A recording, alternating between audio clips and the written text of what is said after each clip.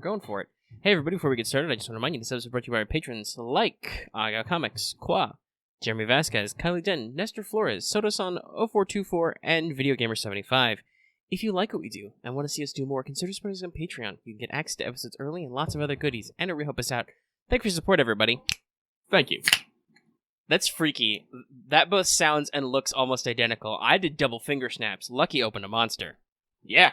And, sonographically, they look identical. It does. Well, I guess like on an audio level, it would be because it's both a sharp and quick sound. They sounded pretty similar too, but anyway. Yeah. Part of that could be the mic. All right. Hey, hi. Welcome to What's Up. So, welcome to the Double Weird. We're post E3, baby. Yeah. So this is post E3. We're technically recording the episode a day early because we're waiting for a FGO stream that is going to happen in the middle of the fucking morning. It's like 6 a.m. my time. I'm like, fuck, I'll just catch highlights later. Yeah, no, I'm going to be up for that shit. Yeah, I'll catch the highlights or whatever later, but 6 a.m. is prime sleeping time. And my sleep has been a little disturbed lately. I've got really big dark circles right now. Oh, God.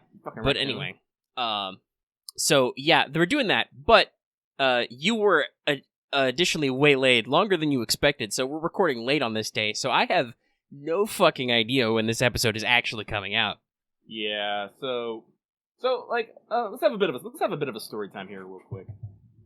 So I basically it was 1 p.m. around 1 p.m. Pacific Standard Time. And I get online, I'm like, hey, Omega, we're gonna record what's up, or, then I just left it hang, and he's like, yeah, and Omega responded, since we're, delaying the show, let's talk FGO, yeah, we're just gonna record what's up. So I was like, okay, cool, because I gotta go run out for like an hour. Right. Which was also, by the way, it was funny that you asked that, because literally I was just about to go out and grab some lunch, and I was like, checking my computer to come tell you that message, and then you were like, hey, we doing the show? And I'm like, oh, yeah. We have slowly gotten in sync over the years, but because I think I've mentioned this like here and there, but I'm basically doing day labor stuff. Basically, I just go out and it's like, hey, you need some muscles and some hands and some guy who probably won't shoot himself in the foot with a power tool. Yo, that's me. And as I said, because my landlord / best friend, he goes out and does like odd job stuff, and I help him. Mm. So last weekend, we were supposed to go do this job, but we found out that we couldn't get the parts for it because the store that sells the stuff was closed on weekends, and we're like, son of a bitch, that's right. Normal people don't work on weekends. Which, fuck. By the way, you discovered this live on mic, because it was about to be an E3 conference, and we were doing like, because in case you guys didn't know, our community, we all got together. We do this usually. We got together, hung out in voice chat, and talked over the panel presentation. So Lucky was in the field on a phone, and you were struck with, oh shit, are they closed? Fuck, they're closed. Well, I guess I'm going home. Yeah, I guess I'll get to watch this with the fuckers anyway. So we basically put it off. We knew we were going to have to pick up the materials like during the week, and that was today, because we're going to go out tomorrow and actually do the job. Now, and of course, like this is why I'm just going to start giving this disclaimer to Omega. Omega, if I say anything is going to take a certain X amount of time, just add 2 to 3 hours just automatically. Sure. I do that with me, so that seems fair. Because it seems like no matter what I do recently, it's like, oh yeah, this shouldn't take no time at all, and then it's all like 3 days later. You're just like, why? I think the only thing I did recently that took less time than I thought it was gonna was I was doing some lawn work out back, helping out my parents, and I had to call it quits early because it started to pour with rain. Yeah. But so we're going out today. Oh, wow, this better. It shouldn't like all we had to do was go pick up some pipe and some stuff to put on the pipe and stuff to make the pipe go good. Like, that's all we had to do. And so, first off, and the place that we pick up the pipe is literally right up the road. The place that we have to go take the pipe to is also right up the road, like less than 5 minutes by car. So this is what I'm thinking. I'm thinking, all right, we're going to go up there, take 5 minutes. We'll take, 20 minutes to load up everything, go drop it off at the job site, and, it'll be done. And it will go, like, early morning tomorrow and take care of that. So first problem was we didn't have the payment information that we needed. Because as I said, we're doing this for another business. We're basically putting in a second oven for a powder coating business. powder coating, like they spray on paint, and then they set, they put it in the oven, bakes on, makes it real durable and last. But, where was I with that? Oh. So, it turns out, we didn't have the information to buy the fucking, material, so we had to wait, like, a half hour for that. We get into the store, and we find out, no, we're just an express store. We don't actually have all this shit you need. You have to go across fucking town, through rush hour traffic both ways, to go get this stuff. And we're like, excuse me, what? So what should have taken like half hour instead took 4 hours. I said only about I would say about a half hour of it in both stores. We only spent like a half hour in both stores total. The rest of those 3.5 hours was in a goddamn car waiting for either someone to call us or trying to get through traffic where no one can fucking drive. Again, I am reminded of my my adage of people in cars are dicks. People in cars are dicks. Like this was the most infuriating part of the fucking trip, because I'm used to being in rush hour traffic. What I'm not used is for fucking trailer trucks with long ass fucking trailers to hog up the intersection because they didn't want to wait for their light to change again before they got over. So literally, this happened twice in a row too. So my best friend who was driving was about to literally get out and shoot somebody. I was like, oh god, road rage. Yeah, the rage is real, because we're in the intersection, and our light turns green, but no one can go forward because there's a fucking trailer truck blocking all the lanes of the intersection, so we couldn't even go forward even if we wanted to. So and this happened not once, but twice. If you're listening and you're a truck driver, cool, hey, thanks for listening. But, goddamn, semi-trucks, truck trailers, all that is just like... Okay, I get they're big and they're heavy, right? Like, that's a lot of inertia to control, but goddamn. My thing is, you shouldn't have moved out into the intersection until you had right, exactly. I know, you're gonna be slow getting it started and getting it stopped, but, you're not supposed to block intersections, you are supposed to actually obey the speed limit, technically. I know a lot of people don't do that, but... I can't entirely fault the fucking, truck driver, because there's also be that asshole who would just whip around and just fill up that space that truck was gonna try and take. Well, yeah, people in general in cars are assholes, filling up space and stuff. But still, it's just like, god damn, I so much truckiness. There's so much that, I almost got hit. Those big trucks, they kind of scare me, especially when they're right up on your grill. Yeah, they're big and fast moving. They truckers don't stop for shit. Which, obviously, I understand. They have places to be. It's not that they don't stop, it's that they can't stop for shit. Fuck. Also true.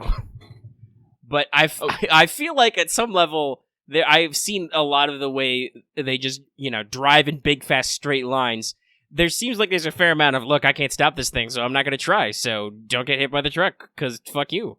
I'm like, guys, you could... Fuck you! You could make a little bit of effort, I know, there's safety stuff too, don't stand a truck's blind spot or whatever, but come on, guys. Everybody be cool. So, when we replace you with robots, they'll obey all the traffic safety laws. I keep telling people, I am actually very for that.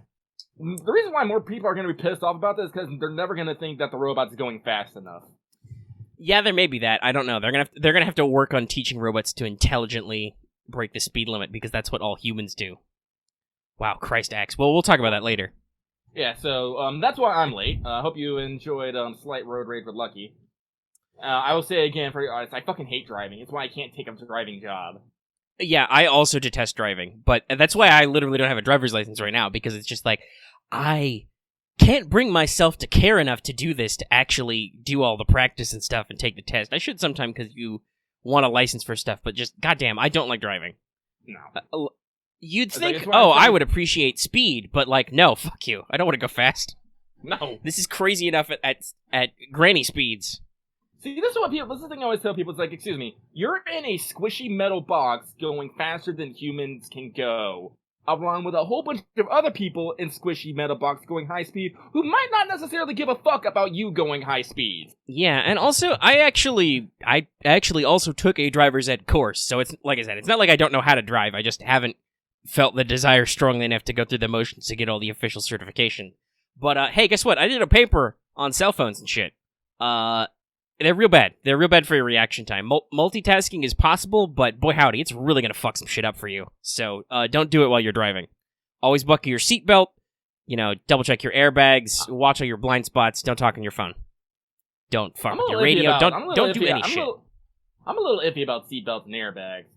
Those have caused, I'm pretty sure, there's been just as many injuries caused by those two things as actual injuries. Airbags can be, but I think the alternative is, the seatbelt, definitely wear your seatbelt, because the alternative is you go out the windshield or you rattle around as a piece of shrapnel inside the car, beating up other people. That's not good. That's not cool, guys.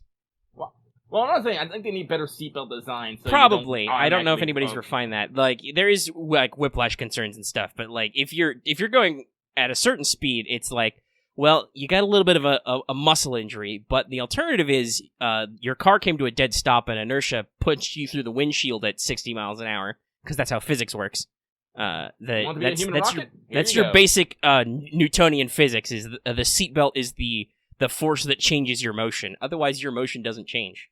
But yeah, I don't know actually, because by Newtonian, it's basically all that force that when you catapulted you into the windshield is then being catapulted into your fucking shoulder and back. So true, but ideally the idea is that the seatbelt is distributing the weight. I haven't really looked at the physics, but it's me neither. Now I think about it. I'm sure there are some more technical stuff, because people do actually care about your car safety, because nobody wants to be the screaming metal death trap, because that's how you end up on the 7 o'clock news, and that's bad for business. Though I don't know how bad. I know they took a hit at the time, but how badly did Samsung turn out to be doing when their phones literally exploded? I mean, they had a hit for a little bit, but it didn't stop them. I think they got over it, but that's because they actually fixed their shit. Oh yeah, and that's the thing that they do with fucking recalls all the time, especially with cars. It's we have found something wrong with the car. Please bring it back and we will fix it for free. Please don't die. Please don't die. Please don't sue. For free, we will fix the defect with this model of car. Yeah. But all right, we're going to talk about. I'm not saying they're not to be seatbelts, but fucking seatbelt and airbag technology. Oh boy. Well, yeah. God knows what actually goes into car manufacture these days. But that's because cars are weird. Robots are great, guys. I love robots. When they finalize the self-driving car, that'll solve my driving problem. It'll be car, take me places. Speaking of self-driving cars, because that'll come up somewhere. So let's talk about E3 stuff. Oh no, can we talk about fucking Elon Musk and his fucking tweets? Oh, has he been tweeting something? It's funny. I don't remember if I follow him on my personal account. Oh, God, our studio Twitter follows him though, because it's funny. Oh no, I follow him on my personal account, and I can't remember what he said, but there's two things that Elon Musk likes to tweet about. I have realized: one, his company and his cars, and two, weeb ass shit. And sometimes he combines them, which I find fucking hilarious. So I just opened him up, and the top tweet here that's at him when you search him on Twitter is Jeff Keighley is backstage at E3 with Elon Musk and Todd Howard. Yeah. That's funny. I love Elon Musk because he is a fucking nerd and a weeb, and he wears it on his fucking sleeve, which I appreciate. But I can't remember what it was exactly, but it was a couple weeks ago. He was talking about some features that was going into the Tesla, and in the comment he says, "My scientist tells me this is a necessary step towards cat girls." I'm he has heard us. Yep, here it is. May 31st. Scientists say it's a crucial step towards cat girls. The original post is new Tesla summon will firecracker your brain, so blow your mind. And then scientists say it's a crucial step towards cat girls. I'm going to retweet that. Even though it's old. I know, because we're talking about cars, and that just reminded me real quick, because Musk is a trip. All right, so yeah, he's big capitalist CEO, but at the same time, I feel like he's kind of one of us. At the same time, well, yeah, he definitely is living his own best life there. Mm-hmm. And I can't fault him for that. You might have a buttload of money, but you know what? You post anime meat, so you're right in my books. I mean, that means he's still down here and doing stuff that's relatable to the rest of us. Yeah.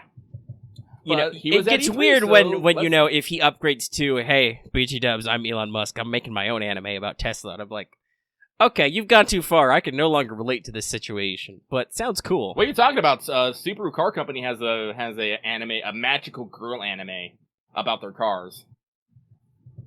So it would not be the first time. Actually, what is that? What is it fucking called? Hang on, let me show people. Let's see. So What's the best phrase for this? I'm disappointed, but not surprised. So I put this in Patreon chat, but basically, while Lucky's looking at that, we're gonna talk a lot about E3, I'm sure, because it was last time. Hell yeah. Last episode, we only covered the EA Play pre-thing. So we will probably talk about it in general, what we thought of some of the pressers and stuff, and do some highlights. Talk about some stuff about the thing at all. Like something I want to bring up and something I want to try and keep in mind when we're doing this is usually I like to go back and because obviously I'm doing it with Lucky and now the community, I don't necessarily get to see a lot of other people talk about E3. So I like to check out if they stream archives and stuff afterward. I didn't really do that much this year because I don't know, it felt to me just a lot of the people that were around it in my ecosystem were way too nitpicky or way too snarky about everything. Obviously, they're streaming stuff, so they're trying to entertain an audience, but still it was I'm sorry, I was actually getting real irritated by just how much naysaying was going on. I was like, oh my god, just enjoy the moment. Yeah, I don't know. It just felt like a lot of people weren't carrying a positive energy. And now, hey, I'll be honest. In our own meetings, there were plenty of games where we just were oh, that's we don't give a fuck. But I was oh, that's kind of sad. I've just realized we don't care about this game at all, and the conversation is just naturally drifting. But we didn't go out of our way to shit on a lot of games. I think I stated this. I never wanted any presentation or game to fail. Right, yeah. I don't want them to be bad. I know there are some people who do, because that's just, schadenfreude and the nature of the beast sometimes. But, some of the announcements I felt were almost silly or laughable at points, but, I wasn't super critical of anybody. I was listening to somebody talk about what their post thoughts were on, Squares, because they were the last. They were one guy was super excited. He was super hyped. He was I think this was the best one because they started and ended strong. And then the other guys were dude, what the fuck? You're crazy. Did you see those trailers? They were all so wrong, or so long. Why did those videos packages take so long? And then one of them goes yeah, I think they were super weak. I'll admit none of the games were for me, but I still don't think it was well made in the other. And I'm then shut the fuck up, dickhead. You just admitted you're not interested in the genre of games. Well, hey, guess what? We talked about this with the community several times. It's Square Enix. They only fucking make JRPGs. All their non-JRPG titles are made by other companies they own. Mm-hmm. So, fuck, dude, if they're not for you, they're not for you. Just accept that that's not your style and go on. It's... okay, here's an analogy. I don't like country music. I think a lot of country music examples I have heard are kind of silly sometimes, or very repetitive. I don't like the style. I'm not gonna, go to a country music bar and then be or a country music club and be wow, boy, howdy, it real sucks how you're showing all this country music in here. I totally understand this genre and can critique everybody. I'm did the guy functionally play music? Okay, well, I mean, the music's not for me, but I'm not gonna critique his performance just because it's not my style. So yeah, that kind of annoyed me and turned off watching a lot of archives. I'm just shit, dude. I had so much more fun just hanging with the community. We had our highs when we had our highs, and when stuff was low. I mean, I know some people will say that apathy is worse than actively disliking something, but it was just, well, this isn't for us. We'll just chat about something else until something interesting happens. Oh, those are awesome. I should not choose them. But yeah, so I have pulled up the GameSpot Trailers YouTube channel because they post all the trailers. Oh yeah, now we can talk about all the fucking games. Awesome. Yeah, I was basically gonna go down the line of the trailers they've posted, and we can talk about games that one or both of us thought sounded interesting. Yeah, go for it.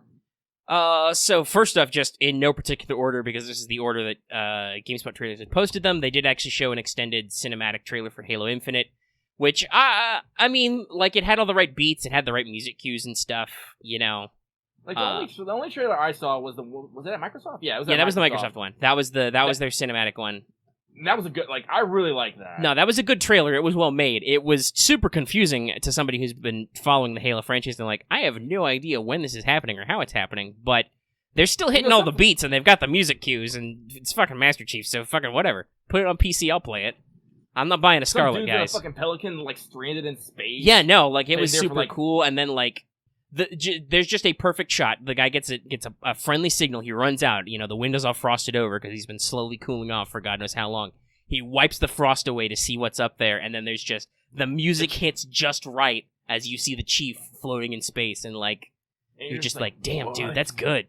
Yeah, no, like that's. It's like I think they mentioned that they were actually bringing like the entire Halo collection to PC. I think. Yeah, the Master Chief collection is coming to PC, and it's being updated with basically every Halo game that wasn't on PC already. So like Reach is in there, all kinds of other stuff. You see, like again, like I mentioned this a lot, like. I kind of missed the Halo craze because, one, it was Xbox, and two, it was a lot of multiplayer focused. But from what I hear from people say, like, the story, while it gets confusing at times, is still pretty fucking good. Yeah, like, as someone who's even gone so far as to read some of the novels, Halo actually has a really nice story with, like, a lot of characters, and you kind of get to know these people, and also, it's so goddamn sad. Like, Halo is a serious, like, military sci-fi setting, and it's about the fact that humanity's getting their ass kicked, and you feel it. Like, you will like a lot of characters.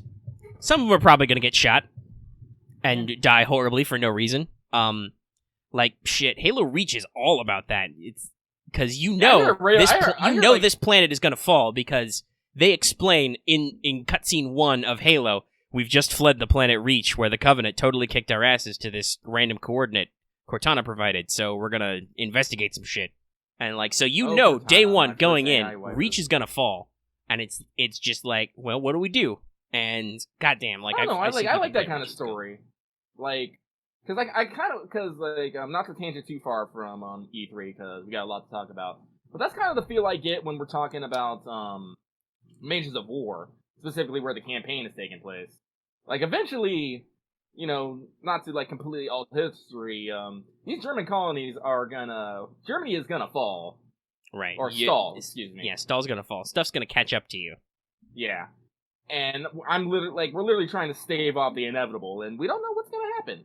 So, I appreciate that kind of storytelling. Just because you know the conclusion, sometimes the journey to said conclusion is just as fucking important. Mm-hmm. And so, yeah. So, like, yeah, if they bring, like, all the Halo games to PC and my computer can run them, I totally get them. I'll totally get them. Yep, same as these. So that's Halo Infinite, that's cool. Hey, well, scrolling down my line, well, guess what's next? What? Cyberpunk 2077. That was the big killer of Microsoft's panel, where they showed a cinematic trailer. It was fucking good. They get you with the double take. You wake up in the junkyard and you see somebody, and there's fucking Keanu Reeves, as the character of Johnny Silverhand, who is a backstory character in the Cyberpunk universe. And I think you get to pick there's an option, or at least there was an option, don't know if it's final, to pick a, like, childhood hero who, like, influenced your character, one of whom is Johnny Silverhand, so I wonder if that influences his character in the game. I heard that Johnny Silverhand is going to be, like, your sidekick, like, throughout the whole game, so maybe? Yeah, maybe it's something like that, or maybe they may have condensed that option down into just one. But yeah, so it's Keanu Reeves playing Johnny Silverhand, and then what do they fucking do? The entryway rolls up, he's backlit in smoke, Keanu fucking Reeves walks out on stage, and he's just having a good time. Somebody in the crowd shouts, "You're breathtaking," he's talking about breathtaking landscape. Somebody in the crowd shouts, "You're breathtaking," and he immediately, no hesitation, shoots back, "You're breathtaking, you're all breathtaking." I'm like, yes, bless your sweetheart, Keanu.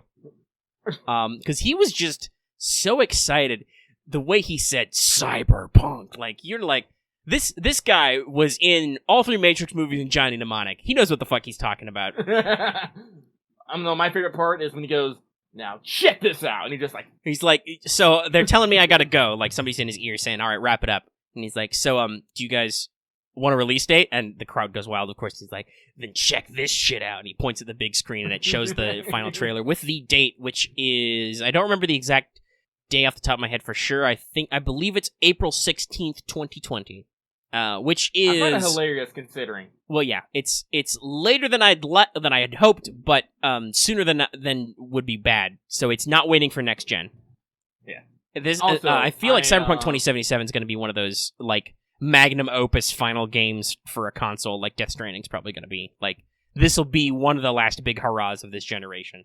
Yeah, like, I will also have the eternal keg that 2077 is coming out in 2020. Right, because that was the not the original, I found out, but it's one of the editions of the tabletop game this RPG is based on is Cyberpunk 2020. Yeah. The original RPG was just Cyberpunk, but hey, guess what? It was set in the year 2013. Woo. Big woo. So they updated it to when they released the second edition like a year or two later to Cyberpunk 2020, which is also grossly outdated, but still. So they have, for the sake of the RPG, now. They've pushed it forward to 2077, but still, that's fun. Also, God bless Keanu Reeves. He has given us 2 new memes. The first is he has added the 2077 year to the Keanu Reeves is a Vampire timeline. Yep. And also he gave everybody a great meme template with that check that shit out because he Keanu Reeves points into a camera pan onto a big screen, which you can just edit out. Someone's already made a green screen of it so people can just fill that shit in. Yeah, you can just transparent that shit in. It's amazing. So that's super cool. Cyberpunk looks really rad. Just the other day, I saw that there was apparently an interview with PC Gamer, and they clarified, the devs of Cyberpunk said that character creation is going to be pretty freeform. You can play transgendered or non-binary characters. Basically, cool. All character options are not going to be gender-locked, so if you want to play a character who identifies as male but is completely, ultra-feminine, pretty-faced girl, fine. If you want to play, a really huge muscular woman, whatever, like, they're just like, yeah, you can pick whatever character options for whatever gender comment. I'm like, now we're actually talking about progressive shit that's also future-focused. And believe it or not, here's the thing that bugs me. People are already getting fucking on their hate wagon about it. Well, so there is an in-game ad people spotted where there's a female model on the ad, which is in-game, drinking like a soda or something.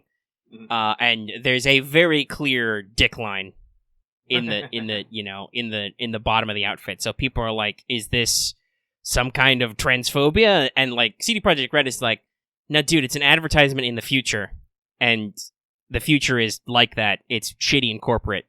I can understand that if you're like, but you're a shitty corporation. But I'm like, but is CD Projekt Red really a shitty corporation? They're making a game about shitty corporations, so seems a bit tongue in cheek there. Yeah, I don't know. Yeah, like, hey. Also, I believe that technically that idea is. I've seen screenshots of some shit in the earlier models. Like that's completely in line with the actual Cyberpunk setting. Thanks, nerds. Like, cybernetics. If you can play a pretty girl with a dick, I might play a pretty girl with a dick. Alright. We'll see. But yeah, so Cyberpunk sounds really cool. We haven't really learned anything new. There was another closed door demo at E3. I really hope they upload a full walkthrough of that to YouTube later, like they did with the last E3, to show us some stuff, maybe show us some more details. R.I.P. Jackie.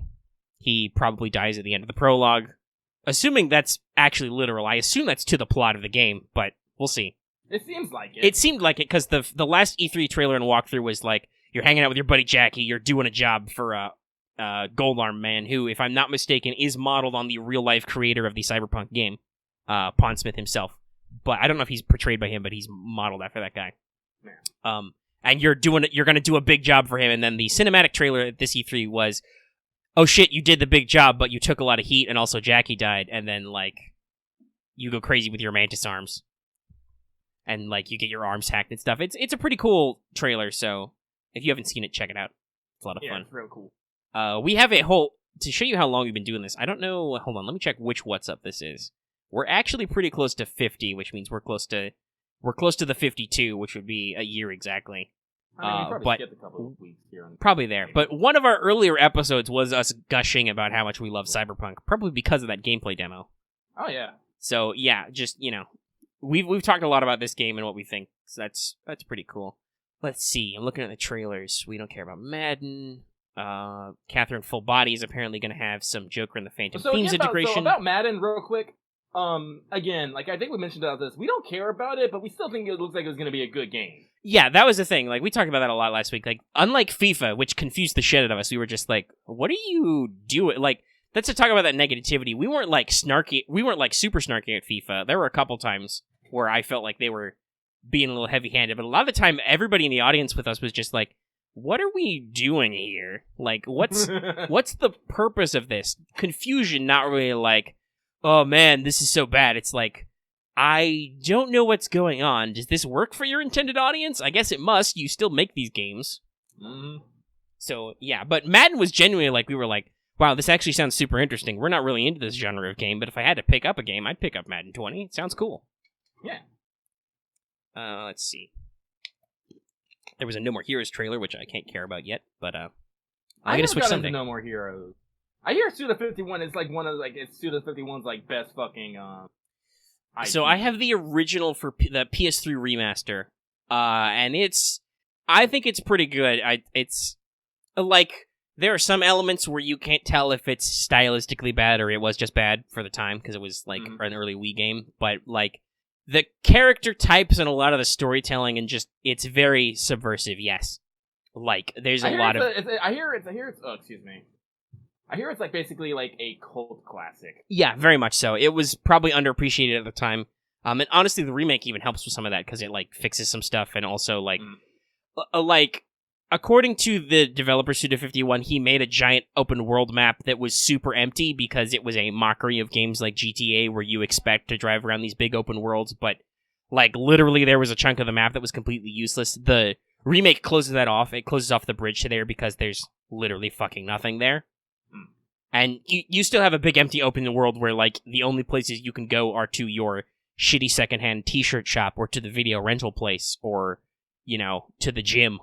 Like, I guess, well, you know, and your shitty motel apartment where you have anime figurines that are age inappropriate for Travis Touchdown, but everybody can relate to that as every time he goes out, he looks at his magical girl anime poster and says, Moe. It's fucking great. Like, there are a lot of memes in No More Heroes. So, the sequel, I think, was only on Wii or Wii U. They ported some of the bosses to the remake on PS3 as, like, a special edition. But I'm kind of curious where they're going with 3. I might check it out. So, what do we think of Gods and Monsters? That was that... I think that was Ubi? There's not enough for me to go on, honestly. Yeah, I'm like... That's how I kind of felt. I'm like, we're going to drop a shocking reveal, and I'm like, this revealed nothing. You're working on a mythology game. It's like, it seems very stylized, and I was like, okay, this kind of feels, you know, somewhat, I don't want to use the word childish. It's definitely cartoony, so we'll see what they do. Because honestly, I gotta be honest, I don't want cartoony mythology. I watched Hercules as a kid. Like, mythology's real fucked up, and I don't know if palate cleansing it is cool. It's like, this is why I always got like later in life I kind of got turned off Disney movies because I was all like, this isn't actually how it happened as per the say other sources. Now we definitely have a thing that says it's like, you know, everything's up to your interpretation, but right, yeah, Disney took a lot of kids stories which historically children's fiction was all like cautionary tales and scared straight shit, which I can totally understand that we've moved away from that, is like that's not the genre anymore, but at the same time a lot of their films are like they have a lot of low stakes or a lot of cleanliness. Like I mentioned Disney's Hercules. That's like that's really wrong. Like, man, and that's not even like you took a traditional fiction. You are taking a traditional oral history of mythology that everybody can read about and like really fucking it up. Like Hades, Hades. It's just like, I mean, like, from experience, like, playing Kingdom Hearts, you know, like, James Wood's killing it as that character, but also, that's completely, I love that's completely fucking wrong. Like, that's 100% wrong. If anything, Hades should be mad at Zeus, because Zeus and Poseidon conned Hades out of, you know, the sky and the water. They made him go live under the ground with the dead people, and they made it sound like it was a cool job. And you know what? And Hades fucking owned it. It's like, all right, this is my fucking job now. And I'm gonna do my job. I will be professional. Fuck you guys. Except for that one time I'm gonna kidnap my niece to make a wife. But at the same time, that's the thing about Greek mythology. There are multiple versions of everything. So depending on which tradition you followed, and sometimes it was completely consensual. It was just like, yo, Demeter's real possessive. Can I just, Zeus, do I have your permission to basically just elope and sneak off down there? And Demeter still throws a shit fit. So like, there's a lot of variableness depending on what the myth tellers wanted the story to be. Yeah.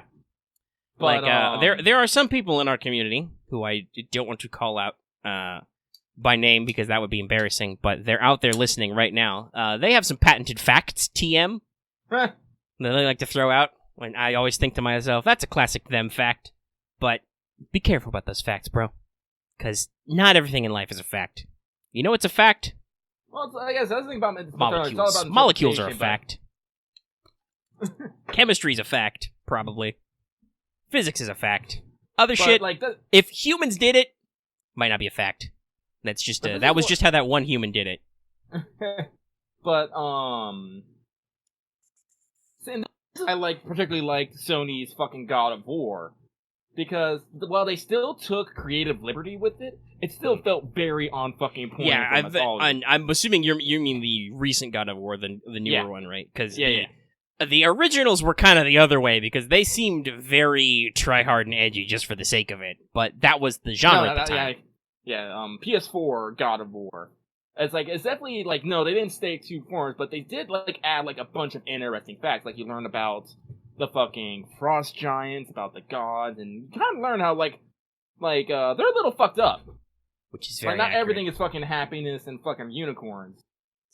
Let's see. I don't think we care about Ghost Recon Breakpoint. That was really cool to see the Punisher come on stage with a dog, but I didn't care. I cared about the dog. Dog was cool. That's the we'll talk about that more later when I scroll past that trailer, but that's the Father, the Son, and the Holy Spirit. Is Keanu Reeves the Father, the Son, and the Holy Spirit? I retweeted that. I think I don't know if you saw it. Oh, the dog. Yeah, where it's it's the Father is Keanu, the Son is the dog, the Holy Spirit is her name escapes me because I'm thinking about 50 million games, but the Ikumi Nakahara. Yeah, her. We'll talk more about her later. Nakamura. Yeah. But she's the Holy Spirit. There's your divine trinity of E3 memes. So let's talk about one that was actually super surprising. Watch Dogs Legion, the standout hit, I think, of the Ubi presser. Yeah! Because I gotta be honest, going in, I was skeptical. I'd heard some of the leak news and some of the concern, and I'm like, oh, it sounds like they're getting real ripped from the headlines political, post-Brexit, terrible police state. You know, we're gonna emphasize the kind of anonymous kick. But then they actually showed their gameplay concept, and it's not coming out until next year. So we'll see how well it performs. But what they're attempting to do is really cool because you play as a kind of a normal dude, and you're like, oh yeah, okay, so there's your thing. You're wandering around, you're doing jobs. You do a thing, help a guy because you need an agent. Then this guy dies, and they're like permadeath, and you're like, oh shit, that guy died. He's done. And then you activate as the little old lady, and then it was like, oh my god, this game, and it just keeps going. Because we have to kind of explain it. Because the way this sets up, you're in jolly old London town, and as I said, you basically start playing out as a guy, kind of looks like a fucking brick house, bald head, got that sweet Brit accent. Yeah, if you were trying to think of a British thug man, this was the guy you would find. He seems like he was quite cockney, and he was a bit of a rabble rouser. He may have said something to Mary Poppins.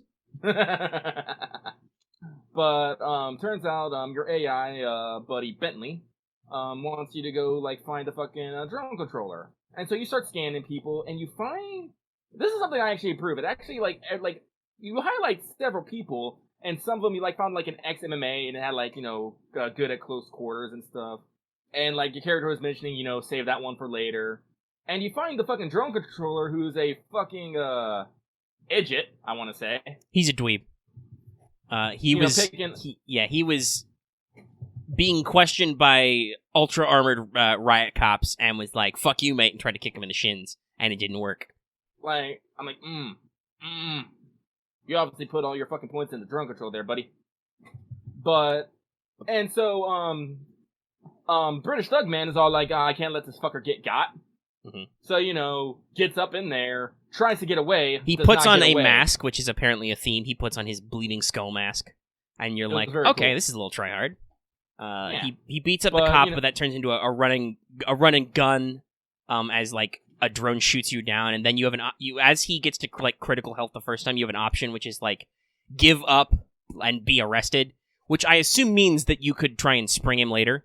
It's a high difficulty thing, or you could be like, not today, and you choose obviously for gameplay, not today, and he digitally cloaks up, jumps into a driverless taxi cab and subverts it, and you do have a little bit of driving. Yeah. But ultimately, you get confronted by these like heavy duty drones he can't beat with just like his little machine pistol, and he fucking dies. Yep. And then it basically you pull up a character selection screen, you select Grandma, and you go to another part of the city where Grandma's over watching the river. And Bentley goes, "Hello, guess who died today?" And Grandma's all like, "Have some respect, Bentley." And then it turns out that Grandma's a motherfucking hacker who goes into ye old police station with a fucking drone, and yeah, this was brilliant. They played in the Hall of the Mountain King. Yeah, which is the yeah, they played that perfectly timed in the trailer, and I'm like, yes, perfect. That was, I think, the moment everybody was sold on this game. Because not only does she have her drone like alien attack, like facehugger attack people out of, but there's like a couple shots of her doing takedowns where she like pulls out a gun and holds up a cop and like fucking pops her taser out, shocks him in the neck. Fucking like elbow drops when she goes down with them. Yeah, because here's the thing, like they showed this off very plainly. She has her own animations, which like her own walk style and stuff, which is little old lady. Like as far as they showed in the trailer, like every character actually moves like they should. So, like, of course, Twitter took to the fucking streets about, like, grandma only gameplay, gonna fucking do it. Mm-hmm. I still have my concerns, because... Well, yeah, like, so the question is, are they gonna be able to actually flesh all that out in a game so everybody is actually unique and meaningful, or what? Like, the way I kind of took it is it's kind of like an XCOM thing, where, like... You don't necessarily, like, each iteration of the story is slightly different because you don't necessarily get attached to any of your playable characters because they can just fucking fall over and die. Yeah. Like, heck, we saw a guy in the trailer they scanned who was like he was a stuntman who was a thrill seeker and an adrenaline junkie, and it even noted, may randomly die. And I'm like, that's hilarious. That, like, this guy's got, like, a negative flaw, which is like, yeah, while you're away from him, he just may keel over dead because he's a dumb fuck who does dangerous stuff. And I'm like, that's actually very realistic for our internet terrorist organization. That's sick. Yeah. See, because, like, here's the thing, is, like, are there going to be, like, upgrade paths for these people? Or are they going to be, like, improved their skills? Yeah, I don't know. Because the original Watch Dogs, you did have a skill tree, but it was the whole, like, you have a skill tree for everything, so you've actually got, like, 50 skill trees or whatever, so, something that was suggested was, like, maybe your type of unit will have a skill tree that improves as they level up, because everybody had, like, levels and stuff. So, like... Over time, you'll be able to make people good, but I'm assuming also as you get further in the game and, like, your organization gets better, you'll be able to recruit better people, too, so it's not, like, a net loss. But it will also be a bit like XCOM, where, like, holy shit, if you have, like, a high-ranking unit you've had since day one who falls over dead, well, that fucking sucks for you. Yeah. But we'll have to see more details. It's not coming out until, I want to say, March next year. Yeah. Spring of next year is looking real good, yo. Like, fall and spring... this fall is fucking intense, because there's loads of games in it. There are a few games that are coming spring next year, quarter one, which are going to be... Or early quarter two, which are going to be a big deal. Like Cyberpunk, like probably Legion. I will probably not buy Legion right away. I'll wait to see what comes back, because, like you said, I'm concerned about how they're going to mechanically pull it off. Like, in a controlled gameplay demo, it sounds cool, but, like, this is the kind of thing which is, like... Well, the AI is really dumb and wonky. Like, I heard people talking up, like, Watch Dogs 2's AI, so I'm hopeful that, like, they're iterating, right? Yeah. And they're actually growing technology, but this sounds like there could be problems on a technical level with this system that I would want to hear about first before I jump in. So yeah, Legion looks cool. Yeah, so, like, as I said, like, I've never played any of the Watch Dogs because... So, like, the first one kind of sucks. Aiden Pierce is really bland. He's a boring white guy who wants to be Batman. And you can hack some stuff, but, like, I think I said this in, like, the last show when I was talking about the possible leak, that, like, options are kind of limited, right? Like, you have very strict what you can actually hack, which was a problem because people were selling the game like, you can hack anything. See that guy over there? You can hack him. See all those lights? You can hack those. No, you can only, because you have an exploit into the city's, like, AI network, you can exploit city infrastructure. That's about it. And, like, if a person has an unsecured phone, you can, like, make his phone ring as a distraction, as, like, a talent, you know, like a perk buy. But otherwise, you were actually quite limited in your hacking options. It was mostly, like, security systems and infrastructure shit. I have heard that Watch Dogs 2 improves this. I've never tried Watch Dogs 2 because it came out and I didn't hear anything about it. Though one of our community members said that actually it took itself way less seriously than the first Watch Dogs did, and I was like, that's probably a good idea for this series. I might actually have to check that out now. Yeah, and apparently Watch Dogs 3 is building upon that, because in Watch Dogs 2 you're part of DedSec, which is the group you're also part of in in Legion you're a DedSec cell in London. Yep. And they said that there's some kind of AI system like coordinating all this shit, and they called it Albion. And it's like plugged into everything. It's like that's the software operating the drones and the cameras and shit. It's plugged into Scotland Yard. So like, I'm sure at the end of the game, a good game will be like, you take all your dudes and you fucking knock down the Albion server farm and blow it up or whatever, while you all dress in Guy Fawkes mask, possibly on the 5th of November. Remember the 5th. Gunpowder, treason, and plot. I see no reason why gunpowder treason should ever be forgot. By the way, guys, in case you don't know what that means, in case you're not British and you only watch V for Vendetta, Guy Fawkes tried to blow up Parliament with a shitload of gunpowder, but was caught. Yep. That's why you see, like, all the Anon. Those are Guy Fawkes masks. Yeah, that's Guy Fawkes mask. It's V for Vendetta really turned it into, like, a symbol of anarchy, but it was already one. Yeah. Now that V for Vendetta is cool, but it took a British thing. It was a modern reimagining of. Yeah. Right. Which is fine. Yeah. So let's see. It was funny to see Rainbow Six Quarantine because that was a bingo card. Was no Rainbow Six ever again? Fuck you. No, they're making a whole new standalone Rainbow Six game. It sounds like it's based on the weird zombie horde mode they previewed in Siege, which people didn't like because it was very fast paced and shootery. Where Siege is a very slow tactical game, right?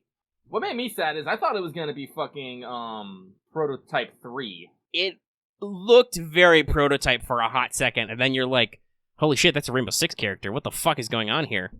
Yeah. Like, as I said, like, I really like the Infamous and Prototype games. Yeah, those superpowers. Those early superpower, like, open world type games were super fun. Yeah, they were. So I was kind of hyped for that, but no. You break my heart. Lucky, how do you feel about Dragon Quest being in Smash Bros? I have to care about Smash more first. Not saying nothing gets Smash, but like I like Dragon Quest. Are you gonna buy Dragon Quest 11 again because now it's Definitive Edition S?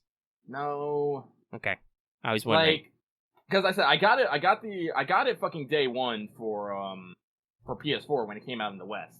Yeah. I technically haven't beaten it. I beat like it does that JRPG thing where it's like, all right, now you beat the main story, but not really. Here's a fucking like extra story on top of that, and you're just like, oh, okay, all right, that's fair. We're gonna talk about a lot of Nintendo stuff now since it's all clustered together. I kind of watched the Nintendo Direct, but I can. Yeah, neither of us did. I was asleep at the time. It was earlier in the morning, and I didn't feel like dragging myself out of bed extra early and like being half asleep to watch it. Considering I was staying up later, like, several nights in a row to do this all. But I kind of watched the Astral Chain trailer. That's the... Oh, I did watch that. Yeah. I mean, like, I watched it later. Seems cool. They've announced that there's going to be a Breath of the Wild sequel that is supposed to be a direct sequel, which is super interesting. That's cool news to me, because, like I said, I'm planning to pick up a Switch soon, and Breath of the Wild is probably going to be my very first game. That sparked immediate debate of whether it is the first actual sequel game or the other ones that take place after another game are not actual sequels. Yeah, I'm on the route of like, on the one hand, obviously because of the way the games are constructed, like, hey, guess what? You don't get to keep your shit between games, but games that are set in the timeline with the same link are totally sequels. No. Like, no, you can't. Majora's Mask is a follow-up to Ocarina of Time. You can't.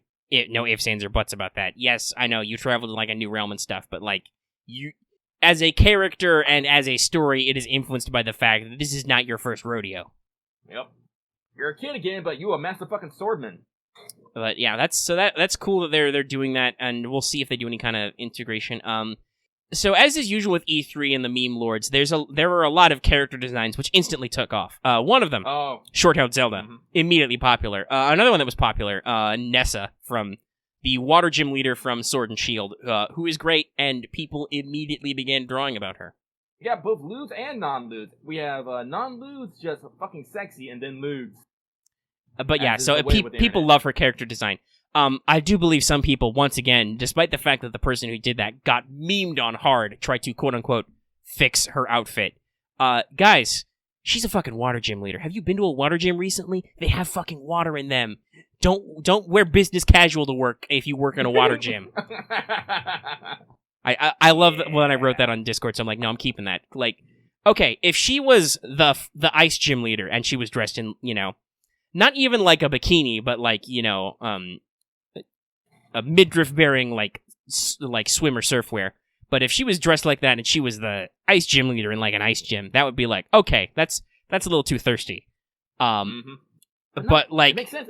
And honestly, her design is just good. Yeah, she's great. Here's the thing: she's not like actually in like a fucking string bikini. She is wearing very reasonable swimwear. No, very reasonable 2-piece swimwear. Yeah, she's wearing shorts and a cutoff shirt. It's pretty typical. She's sporty. She's got some like partially fingerless gloves on, like you'd expect from like somebody surfing and stuff.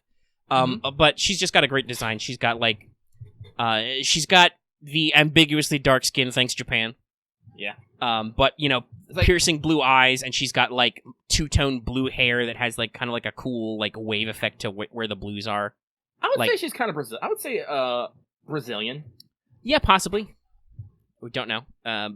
I mean, this is the region in Sword and Shield is supposed to be not England, so like she could be like a South Asian import. Actually, if I remember correctly, like there are a fair number of Pakistani and Indian immigrants in England.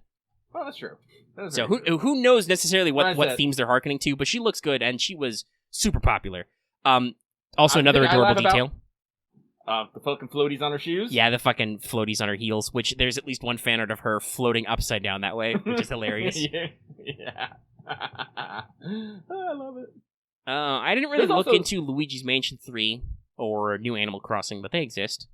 I want to play Luigi's Mansion 1 because that was a GameCube motherfucking classic. It's just the fact of, like, that's a GameCube motherfucking classic. Yeah. Don't know if I can get it. Well, not easily, anyway. They did announce that Ni no Kuni, I think this was leaked, but Ni no Kuni is getting a remaster. Yep, which will come out in September. Switch. Yeah, it's going to be PC, PS4, and Switch. Yeah, this was part of the big Bandai Namco leak. I don't know whether or not I'll get it for PS4 or Switch. I will also probably not get it right away because fucking September. I think that's also when Code Vein drops? Because we got a release date trailer for that. Let me fast forward to the end of it. Whoop. Let's see, Code Vein, because I'm kind of interested in that. I saw some of the character designs, and it's kind of... that's September 27th. Yeah, Code Vein, I've had my eye on for a while. Yeah, because it was basically advertised as Animu Bloodborne, and I'm like, I'm there. Hi.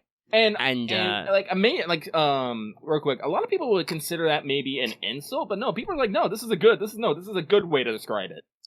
No, it looks like it's got the for serious gamers gameplay of a Bloodborne, of a Soulsborne type, but it's got anime-esque character designs and a character generator, which I have seen some examples of because they had a network test beta not too long ago. It was closed, but some people took some pictures, and I'm like, yes, good. Good. I'm interested in this. I'll check it out later. That's most of the Nintendo stuff that I cared about. Let's talk about Square. So I do think Square had a very good presentation. Oh yeah. I will agree, some of the videos in the middle were pretty long. I did not care about some of those games necessarily, but people in the audience did. They were big winners. Like somebody was like, oh man, that Shadowbringers video was super long. I'm like, fuck you, dude. They're number 4 MMO in the world. They can have a long video. They're doing big. I'm like, I don't understand this lore at all, but it looks cool. They name drop Zodiark, and I'm like, oh, cool, my boy Zodiark, my favorite. I'm in the third expansion of Final Fantasy XIV. I just don't have fucking time to play, and so yeah, I'm not gonna be playing this anytime soon. But all at the same time, I'm all like, oh my god, the shit is fucking real right now. Like, there was some kind of name drop in there, and I was like, I don't understand this lore at all, but people care. People care. People really care. Also, I think the concept is cool. The idea that like you accidentally put too much light in your world, so now you have to team up with darkness to stop the tyranny of light. I'm like, yes, this is a very Final Fantasy aspect. Thank you. This is that Asian influence where the universe needs to be balanced, fuckers. Mm-hmm. There was a release date trailer for Oninaki, which is that weird psychopomp game that still looks cool. I'll see what it's actually like when it comes out, but I'll probably pick it up. They showed a lot of footage on Avengers. But I don't know how I feel about the Avengers game. Like, I gameplay. I like the idea. People keep saying that. They kind of showed gameplay. Like, some of those shots were definitely, like, proto-gameplay in-engine. They just weren't with HUD and stuff. So, like, I kind of got the idea, but you're right. That's not until sometime next year. Because I do like what they're doing. They're basically saying, all right, this is going to be Avengers West Coast, so we're going to kind of do our own fucking thing. Right. They explicitly said this is its own continuity. So you don't need to worry about, like, Hank Pym showed up later as Ant-Man. Mm-hmm. So that's, like, completely different from the movies. The designs are obviously movie-inspired. I noted that Tony Stark, played by Nolan North, of fucking course. They have they have the Avengers. Yeah, they even did that. They did a voice actor interview. They assembled the fucking Avengers of voice actors. You've got Troy Baker, Nolan North, Travis Willingham. I forget the fourth dude. Jessica, what was her name? It was Laura Bailey. No, Jennifer. Was it Jennifer Hale? No, that wasn't Jennifer Hale. It was Laura Bailey. Who's married to Travis Willingham, by the way. But like, I'm like, holy shit, this is a great team of dudes and one lady, because your one lady character is Black Widow, and there was a lot of one of these things is not like the others. So yeah, there's a lot of question about what the fuck Black Widow's gameplay style is compared to like Iron Man and Thor and Hulk. A lot of gymnastics and shooting. Yeah, I think that was a good thing that was brought up. Is like other than Tony, Black Widow's probably the only really ranged character because like Thor and Cap can throw shit, but they have to get their weapons back then, so that's probably kind of slow and clunky. Mm-hmm. But yeah, it looks like they're bringing in lots of like different Marvel ideas, and it'll probably be cool. They did kind of tease though games as a service because they were like, and you only get 5-player characters now, but we'll add more heroes later and more seasons of stories and some exclusive stuff for Sony. And Dallas, I think, who was one of our community members, immediately was like, so it's going to be Spider-Man, it's going to be PS4 exclusive. And I'm like, probably. Which makes sense, because they own the fucking rights. So, yeah. Get Yuri Lowenthal in there as Spider-Man back again. That's a perfect choice. That's still part of your Avengers of voice acting. But yeah, it seems interesting. I do kind of want to... I want to see where they're going with it. Yeah, I want to see more about what their structure is and stuff. Also, Axe is saying, I guess he played the... Yeah, you did play the network test. That the controls maybe need a little bit of smoothing. Hopefully, like, a beta response will, like, help some of that. Yeah. We'll see. This excited other people, but not me at all. But apparently, for the first time in the West, Romancing Saga 3 and Saga Starless Crazy Ambitions, holy shit, that's a name, are being released. Yeah, Romancing Saga I never really got into, but, you know, if some people, if you want to get excited about it, get motherfucking excited. Hell, I mean, like, hey, that's a big deal for the first time in the West. That was something Microsoft tried to sell with Phantasy Star Online 2, first time in the West, all the content. Yeah. They announced a new IP from, is it People Can Fly, is the studio? Nah. I remember. They did Bulletstorm and some of the Gears of War games, the ones at the front, which are probably the good ones.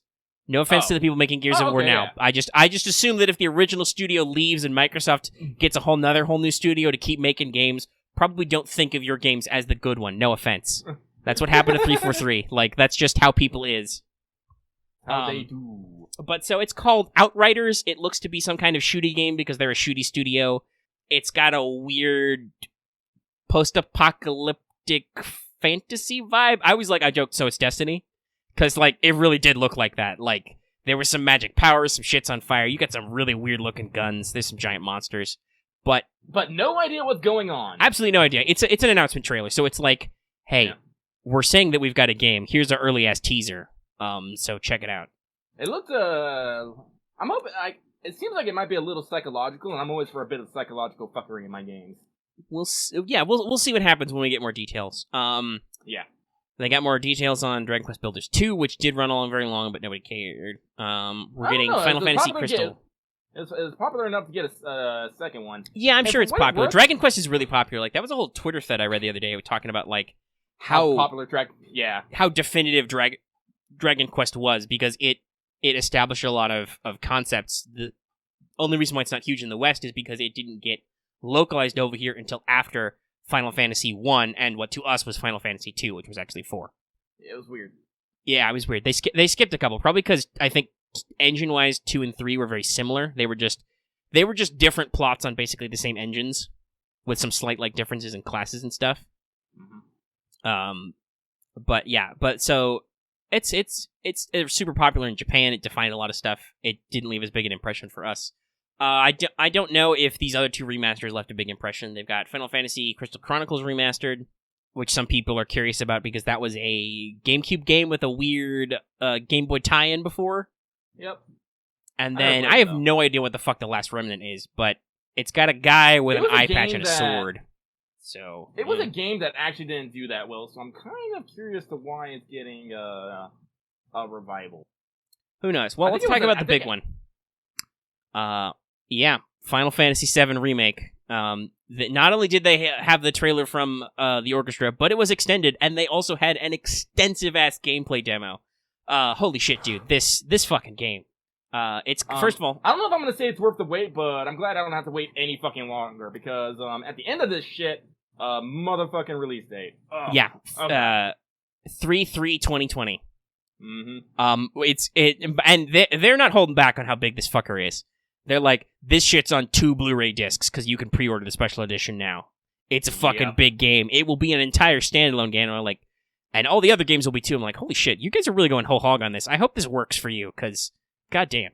Gameplay looks super fun. It's an action RPG now, and basically the way they pitched it is, Cloud will, or any player character, because you can freely swap instantly with a button press. Mm-hmm. Your chosen played character will be able to attack freely, move around like dodge and jump, and guard instantly with a button press. But you will also build up your ATB bar over time, which increases as you land combo hits, so pretty normal. And then you can use those filled ATB gauges to do special attacks and magic and stuff, and special skills. It looks like they actually got the system for what they want to do actually pretty down. Yeah, they seem like, and also there's the limit bar, obviously, which is you can do limits and stuff. And they showcase Cloud dropping a cross slash, which everybody was like, ooh and odd. Something doing all of it. So you can switch back and forth between people. They basically have, both in the presentation and in future interviews, clarified the first game is going to be Midgar. It's just going to be all Midgar all the time, which means you're going to get a lot of fucking Midgar. Because, that's fucking fair. That's the iconic opening to the game.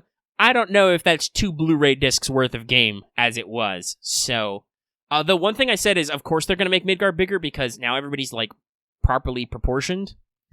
Like, your PS1 models were super weird and polygonal. And your backgrounds were basically, they weren't really 3D. They were kind of like a 2D space that was painted on you could walk around in.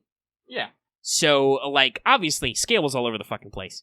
Now that you're, like, realistically scaled character models actually exploring a full 3D environment, you're actually gonna have to, like, scale areas so they make sense.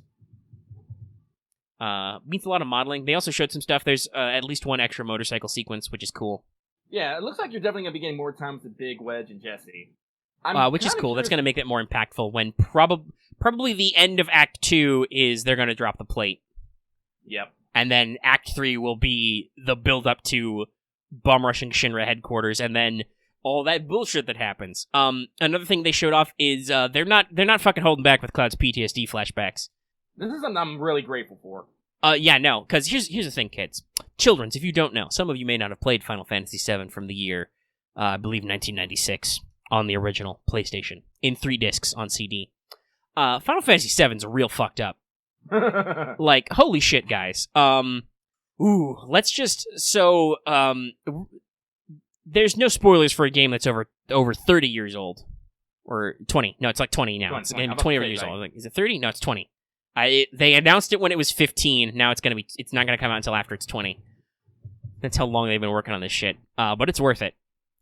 But Cloud is a horrible shell of a man who has freakish amnesia and has reconstructed his entire personality and existence based on the memories and the experiences he shared with his best bud, who is fucking dead. This puts him at odds with his childhood friend Tifa, who was there for some of these events, but doesn't know if she remembers them right, and also Sephiroth killed her dad, and also stabbed her up real good, and left her for dead. This also is at odds with Aerith, who had a crush and or was dating that guy, who died, who was Cloud's best buddy. He was her first love. And generally notices their similarities, but also is really super curious about who the real Cloud is like. because she wants to know that guy, if he's cool. Is he a cool guy? Maybe. Let's not forget the several years that Cloud was floating in a tank. Oh yeah, Cloud was subjected to illegal scientific experiments a lot. Oh, and BT Dubs, you start the game, you're eco-terrorists. Literally. You're conducting a terrorist attack on a government facility because the government is the Shinra Electric Corporation, and boy howdy do they suck. Like, do you like your heavy-handed environmental messages? Because this was the 90s, and holy shit, Shinra is not subtle. They are literally powering light bulbs with souls, and it sucks. And they're real shitty people, too. They do all kinds of war crimes and other bullshit, and, like, goddamn. Like, when you get down to it, it's like, there's a bunch of fantasy, but fucking Final Fantasy VII is real metal. Yeah, it's real punk. I don't know what kind of punk it is, but it's a punk game. And Make so, a punk. like, hopefully we're gonna see some of that. Like, the fact that, like, no holds barred. The game obviously didn't have any voice acting. It was on the PlayStation. And it was, like, an RPG, so it had a shitload of dialogue, so where would you put voice acting in? But Cloud does have some flashback moments early. Some stuff's going on with him, clearly. Like, that's part of his mysterious backstory. But you're not necessarily clear what the fuck is going on because it's all just in text, and it's like the screen goes red and a really high tone plays. It appears from the trailer that no, Cloud is just going to be walking around and suddenly everything's going to be on fire and Sephiroth's going to be chuckling at him, and then, you know, you gotta deal with that. And I'm like, that's perfect. That's a great way to build to Sephiroth because we're not going to physically see him in person at all in this game otherwise, if it's all in Midgar. And remember... Oh yeah, also part of fucking, Cloud's whole thing. Remember, he got fucking stabbed by this ultimate dude, and then he's just like, wait, no. And then threw the guy off into a fucking Maker reactor. Yeah, that's a shame that we're not going to see that right away either. Yeah. We're not going to be able to see that this game, because that's the... Immediately after you leave Midgar, there's the flashback sequence where Cloud actually is like, what is it? It's literally, there's actually, I think, a audio track which is called On That Day 5 years ago. And that's, yeah, like, you're flashing back to the past. And he explains his backstory with Sephiroth, and there's a really badass scene, which especially in context that Cloud was not a soldier, he was just a regular Shinra guard. He fucking fights Sephiroth in the Maka reactor, like he gets stabbed, and he's like, fuck you, he grabs the sword, and like power slams Sephiroth into the life stream, and doesn't die. Like, it's a thing, and I hope it looks cool when they animate it. That's basically what I want, I want stuff to look cool. Yeah. Like, I already know the plot. Mostly what I want is, I want them to actually introduce bullshit from the compilation to the main game so I can finally understand what the fuck is supposed to be going on. Thanks, guys. Give me the plot of Dirge of Cerberus, but put it in fucking 7. Just somehow get it in there. Yeah, that I don't know if that makes sense, just because, I know the plot of 7. I'm like, they'll probably allude to Deep Ground and the Sviets and stuff, but like... I don't know what they're doing. Like, we have two Blu-ray discs. Just in this first also, part. Who knows how much BT Dubs, once again, talking about fucked upness, Vincent's entire character story is real fucked up. Oh, yeah. Fuck you, Hojo! It's all Hojo's fault, and it's gonna be... It's literally this literally whole fucking game can be blamed on fucking Hojo. And it'll be so glad that when we get to the third game, we'll be able to kick his monster ass. Oh, yeah. That'll be so fun. Hopefully him and Vincent get to have a big bad showdown. Oh, hey, by the way, no Vincent in this game, and no Yuffie. And no... no Selfie? Yeah, Cat Sith. Not Selfie, fucking Yuffie. And Red 13 only at the very end, maybe. This has me wonder, like, are they just gonna stick with the like, as I said, they're probably gonna be expending on Jesse Biggs and Wedge. Like, will they maybe, like, make them playable at some point? They could. I didn't see them as playable, and honestly, I don't know if they have to, because I feel like there's depending on what your party limit is, if it's like 3 or 4, like, you don't actually get the party changing mechanic until you leave Midgar, so it's just whatever the story's with you, so I don't know what they'll do. Actually, someone brought that up, but I was all like, yeah, they can, but again, you're expanding. Who knows how long you're going to be running around doing. But also that may be part of, like, the amping up the level of the game is like, oh, for this point you get, these two people, and like, oh, at this point you get these two people, how do they combo together? And then, like, the finale is like, oh shit, you actually get all 4 of your friends. And then they're gonna die. Well, some of them. We'll see. We'll see what happens in the game. But yeah, I'm super excited. We finally got Tifa revealed. They showed her redesign, her glam up. And she is still hot. Some people are curious about her boob size, but honestly, If you think like that Tifa was like super huge, that was mostly a modeling error because goddamn polygons are hard. Her actual like in combat model was like shapely but not like extraordinarily large, right? Like, well, like this is what I said. For a woman who practices martial arts, Tifa is fucking large. Well, yeah, that's true. And also I think it's something to say that her character design also was slightly revamped. They added more armor to her gauntlets and stuff, so it's like it looks like she's more protected. Like before, her default weapon was literally leather gloves. Like I love her redesign. Some people are upset and have they're upset that the remake is changing stuff, but it makes more sense. Like her skirt is still short, but now it's pleated, so she can actually kick high. And holy shit, does she kick high? She does her fucking somersault kicks and everything. Like they showed off her gameplay. She does all the martial arts moves you want Tifa to do. But also her top got redesigned, so now it looks like she's wearing her black sports bra Advent Children look under her white tank, which may be why she was quote unquote nerfed, because she's actually wearing proper support now. Who knows? Yeah. But everybody looks really good. They showed off more of Aerith in there. That's something also, by the way, they at least in the short version of the trailer where it cuts that scene where Aerith is like, "Help me," and she touches Cloud, and he sees like ghosty ghouls. I'm like, that's new. I like that. That's good. And so they might be expanding some stuff. Like, if I remember correctly, like, what was Aerith's reason for running around with Cloud again at the beginning? I forgot. You're just in a bad part of town, and I think Aerith's remarkably saucy in the game. Like, some of that gets projected off, and I think in her later appearances they try to portray her much more as Planet Jesus, because she is. Aerith died for your sins. Thanks, guys. But she's a little spicy and a little straightforward. You see some of this with like her suggesting that Cloud has to cross-dress, right? Like that's her idea. Like so I think the idea is that she runs into you in the slums and like you're having a bad day and she's just like, "Oh no, you fall into the church," and she's like, "Hey, you're going to look out for me, right?" And then she just follows you around and she's like, "You're Mr. Bodyguard." Yeah, and so apparently I don't know if like Aerith's going to be showing up earlier, but definitely looks like. Well, you can buy a flower from her immediately after the attack. It's like a foreshadowing, but this actually sounds like they're going to force that, like in a cutscene, which is something I'm curious about because oh my god, there's so much optional shit in Final Fantasy VII. However, we were actually talking about this. Some of that shit is plot relevant. Especially when we get out from Midgar and the world opens up. I asked. Do you think Fort Condor still exists? Because that's completely optional, but. Well, actually, is it? There's a huge. Isn't there a huge materia there, and they make you go back? I know the Phoenix materia is there. Yeah, I think that might be part of the huge materia. That's a good thing. I hope they clean up the Act 3. The whole we gotta stop Shinra from using the huge materia. Oh wait, it doesn't matter. Like, for the love of God, fix that up. That's basically just spicy delay time so that we can delay Cloud's mindfuck moment before he gets his shit together. I remember. I only cared about getting the huge materia because that's how you got fucking Zero Bahamut. I was all like, yes, Space Dragon. God, I hope summons are really cool. We already know there are summons. They're offering some as a pre-order bonus. Yeah.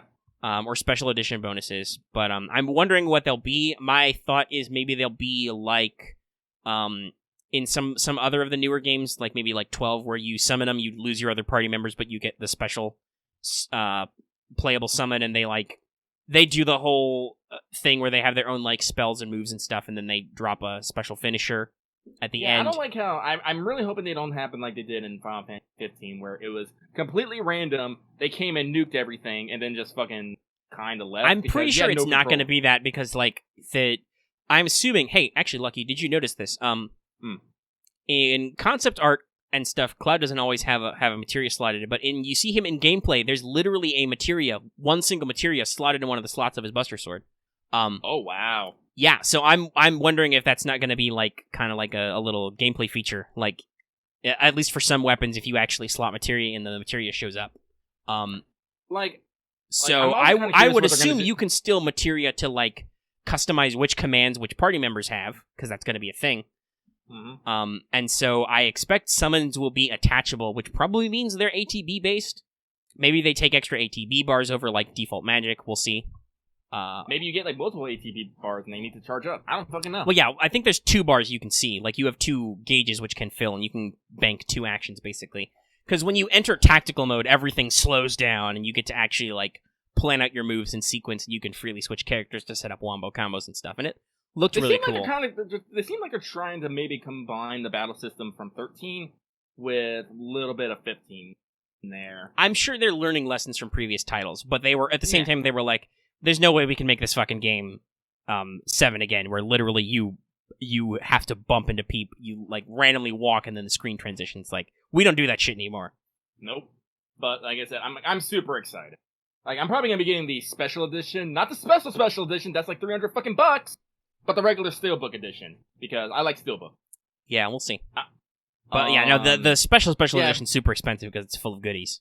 Yeah, but yeah, because I know we're only getting Midgar, but just thinking about the rest of the game, there was like entire sections of the game were just completely optional. Like Wutai, you don't have to go to Wutai. The only reason you go to Wutai is because after you get done with Sit, if you go to the island, Yuffie literally grabs all your materia and runs off, and you're like, well, fuck. Yeah, which I'm like, you can probably script that because I feel like they're gonna make sure Vincent and Yuffie show up. They're gonna be mandatory now because it's dumb and it's too much effort for games of these scale to make optional playable characters. That's too much work, I think. Yeah, and honestly, like Yuffie, I can kind of give a pass to. I don't think she's ever really truly integral to the story, but Jesus fucking Christ, Vincent is. Yeah, no, here's the thing. Vincent, like, we talked about optional backstory shit. Like, Vincent's in the Shinra Manor. They're gonna want to make you go there. It's just that he has a really annoying quest, which I hope they fix. Please. Like, you're gonna want to go to the Manor because it's a cool location with, like, cool music and stuff. Also, BT Dubs, they showed some of the remix music. It sounds great. I can't wait for the soundtrack. Just directly injected into my body. Play this at my funeral. Which, by the way, we had a long talk after the remake news about just the way Final Fantasy VII is made. And, like, the music in that game is so diverse. Like, there are so many, like, horror or psychological themes. Because that's a huge theme in the game. Like I asked people, do you think they're going to blow their wad on One Winged Angel? And a lot of people were like, no, they're going to save it for the very end. It's going to be really good, as it should be. And I'm like, yeah, it's probably good. Because Sephiroth actually has several leitmotifs, one of which is those chosen by the planet, which is the kind of pseudo-Gregorian chanting, the bells gonging and the wah, wah, wah. I'm like, give me that, but with actual Gregorian chanting. Like, put a fucking chorus line in there. Final Fantasy VII still has, like, an amazing... Even Trail by of Blood. today's thing. No, like, even though it's all MIDI music, it's still so good. And it's so emotionally loaded when you hear some of these themes. Like, when you hear the first beats of the Genova battle theme, like the weird like sci-fi sounds, you're like, that takes me back. Yeah, like I am completely on board for hearing all of this. Open your heart, carry on your way, all the Chocobo mixes. Which, by the way, there's totally going to be Chocobo racing and shit in here still because they've built a driving engine. There's no fucking way you can't just ride a Chocobo like a motorcycle. And like here's the thing, like we were talking about one other thing, but besides the music, just thinking about the gaming, there was a lot of fucking systems in place. Oh yeah, we talked about this, all the mini games, because you were like, Gold Saucer. I'm like, Gold Saucer's going to be its own fucking disc, basically. Because it's going to be crammed with mini games. And like, some people observed was like, no, that's just so you can repay games that are like one time in the story, but at the same time, still, it's like, goddamn, there's a lot of shit there. Yeah, like, there's the snowboarding, there's the motorcycle, there's the submarine, then they had a couple other, like, other things in here, but they had the chocobos. Then there's, like, vehicles, like, overworld vehicles in there. Yeah, that's another big thing. I predict that the High Wind will... Like, I don't know if they're going to do a full world map, especially once you get to the High Wind. At least I hope if they do that you can also fast travel. But I'm predicting the High Wind will totally be a standalone map, where you can actually walk around and, like, talk to people and have shit in there. Maybe chat with your party members, who knows. And actually, like... If I remember correctly, in Final Fantasy VII you get 3 vehicles. First, you get the fucking crawler that lets you get out of the fucking desert. Yeah, you get a buggy. Yeah. Then you get the fucking broken biplane that lets you basically coast around Yeah, the Flying water. Bronco, which can't fly high anymore, but can hover, basically. It can hovercraft. Yeah. And then you get the High Wind. Mm-hmm. And also there are Chocobos which can subvert that, but that won't make any fucking sense at this scale, so rip. I don't know, like real talk though, if they take out the fucking Black Chocobo quest for Knights of the Round, I don't know if this is gonna be quite the same anymore. Sure, some of that stuff, but they'd have to save it for, like, the final game or something, because that's always a concern. Yeah, they have to save it for the game. Like, I'm sure there will be, like, post-game or late-game quests and stuff that will be as complex, but, like, I don't think that necessarily, unless, like, the 2 or 3, depending on how many parts, the like 1 or 2 games that have the full world map you can walk around in are like literally you walk around the entire world map again in scale. Yes, that's fair. Like that's I don't know because they're breaking it up, right? Like it's going to be different. So maybe it'll just be breeding for racing and stuff and let some options. And like I said, the optional stuff is so weird. Like it's completely optional to go to I think it's Golgana Reactor or Golgana Village, which was Zach's hometown, which has a blown up Mako reactor, which has plot relevant information in there and character relevant information. You don't have to go there. And I'm like, on the one hand, I respect that. That's cool, game from the 90s that like you have to go out and explore your own story. And at the same time, goddamn, this story's really complex. I need you to, as an adult now, I need you to unfuck that shit and actually just put it all in a chronological order for me so I can follow this shit now. Like, give me a fucking codex. I fucking love codexes in games. Yeah, that would be cool. Like, give me a monster dex. Also, another thing that I asked about: how are they going to handle kaiju? Midgar Zalam, which is probably a incorrect translation of Midgar Stormer, but Midgar Zalam's a giant fucking nuke snake. I asked myself, are you just gonna have like the swamp be open world and he's just a free roaming boss you have to avoid? There are 4 weapon fights minimum, because there's Ultimate Weapon, who you have to fight at least once in the story, but we'll probably be able to get ultimate equipment out of. There's Diamond Weapon, which I believe was the actual fight was added for the international release, so they're gonna bring that guy back as a story boss. Which will be fun. Then there's Ruby and Emerald weapons as optional fights, which, by the way, as Lucky pointed out, you fight Emerald Weapon underwater. And I was like, swim fight! Are you ready for Finny Fun Mark 3? The Revenge? To which I also had to add, actually, I guess swimming combat in Kingdom Hearts 3 wasn't awful, so... It wasn't awful, but at the same time, it's kind of like, It was, having recently done the whole series retrospective, it was way better than 1, holy shit. It's telling that Kingdom Hearts, myself as a Kingdom Hearts fan, I can't decide which version of Atlantica was worse. The rhythm game with all the music I don't care about, or the regular-ass level with the shitty underwater system. Because they both kind of sucked. But, anyway. So yeah, there's a question. And then there's the question of, are they going to add any more? Because there are more weapons. I joked that technically there's going to be 5 weapons because they retconned that Vincent's Ultimate Limit Break Chaos is a weapon, which was funny. So technically there will be another one. I don't know if he'll be fightable or not. Also in the phone game RPG, there was Jade Weapon. Wasn't there a Sapphire? Yeah, Sapphire is the one that attacks Junon. You will probably not fight that because that's the whole thing where like the Mako cannon Sister Ray blows its face off. Oh, Sister Ray. Oh, that's right. Yeah. Oh, that's right. That's a really cool sequence, but I'm pretty sure you will not fight that one just because they're going to want to... Sister Ray also blow up Diamond? Sister Ray tries, but I don't know if it actually... it might. I think that's actually the point. You have to stall it until they're ready to fire the Sister Ray and it actually blows up. It shoots through Diamond Weapon to hit the barrier of the crater and blow it up. Yeah, that's right. Because though that does remind me... That was a powerful scene. That was a powerful scene for me of Cloud and Tifa talking while Diamond Weapon is just hanging in the background. Yeah. I was like, wow. That also reminded me of another giant battle. When you go back to Midgar, Proud Claude, the giant robot. That's gonna be a fun boss fight. How about any of the fucking Genova battles? Also, that was another question. Is like, what are Genova fights gonna look like? Because those are supposed to be Genova's limbs, but they're like, are those meant to literally be 2-foot story tall tentacle creatures, or what? What are you gonna do, game? Because from what it looked like, because they only released the first boss fight. Okay, so the first boss fight they showed in game, which is against the Scorpion boss. That's inside the Mako reactor core. That's actually a huge fucking space. So, like, it jumps around and you gotta, like, do some stuff and, like, fighting back and forth. It jumps on walls and shit, too. Uh-huh. That looks how it goes. It's an action RPG boss now. It has phases. Yeah. So, but like, when you talking about the serpent, I feel like that's what it might do. It's like, it might be in a swamp, and a lot of its body will just stay in the fucking swamp, and it'll move around and shit. But Genova, I'm curious about because... Well, yes, that isn't a giant cargo ship hold. It's still in a ship hold. It doesn't seem like that huge. Will it really be like a weird, gross bio boss that like hugs in a corner and tries to attack you with tentacles or something? What?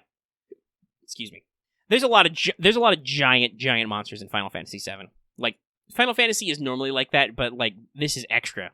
Like, well, back when it's turn-based, you really don't have to think about it. Because no, it's just how we're gonna build a giant snake model or a giant tortoise model on the screen. Yeah, like and you just run at it, and you just run at it, hit it, go back to your starting position.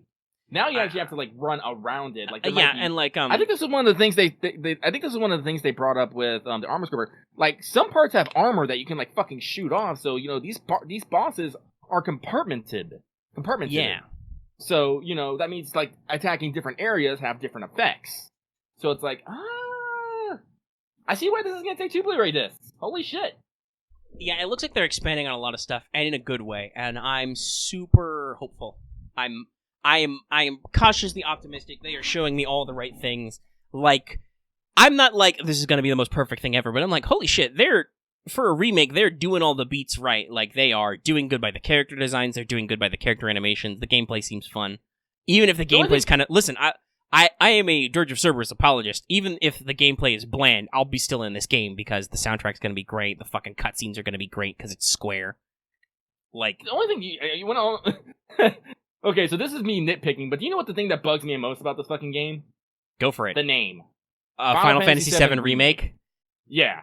FF7R. I'm like, that's all it knows, but I'm like, I'm sure do we need to, it's in all English. It's probably cooler in Japanese. Final Fantasy VII Remake. Like it's English, it's cool. Why not call it Rebirth? That sounds like perfect.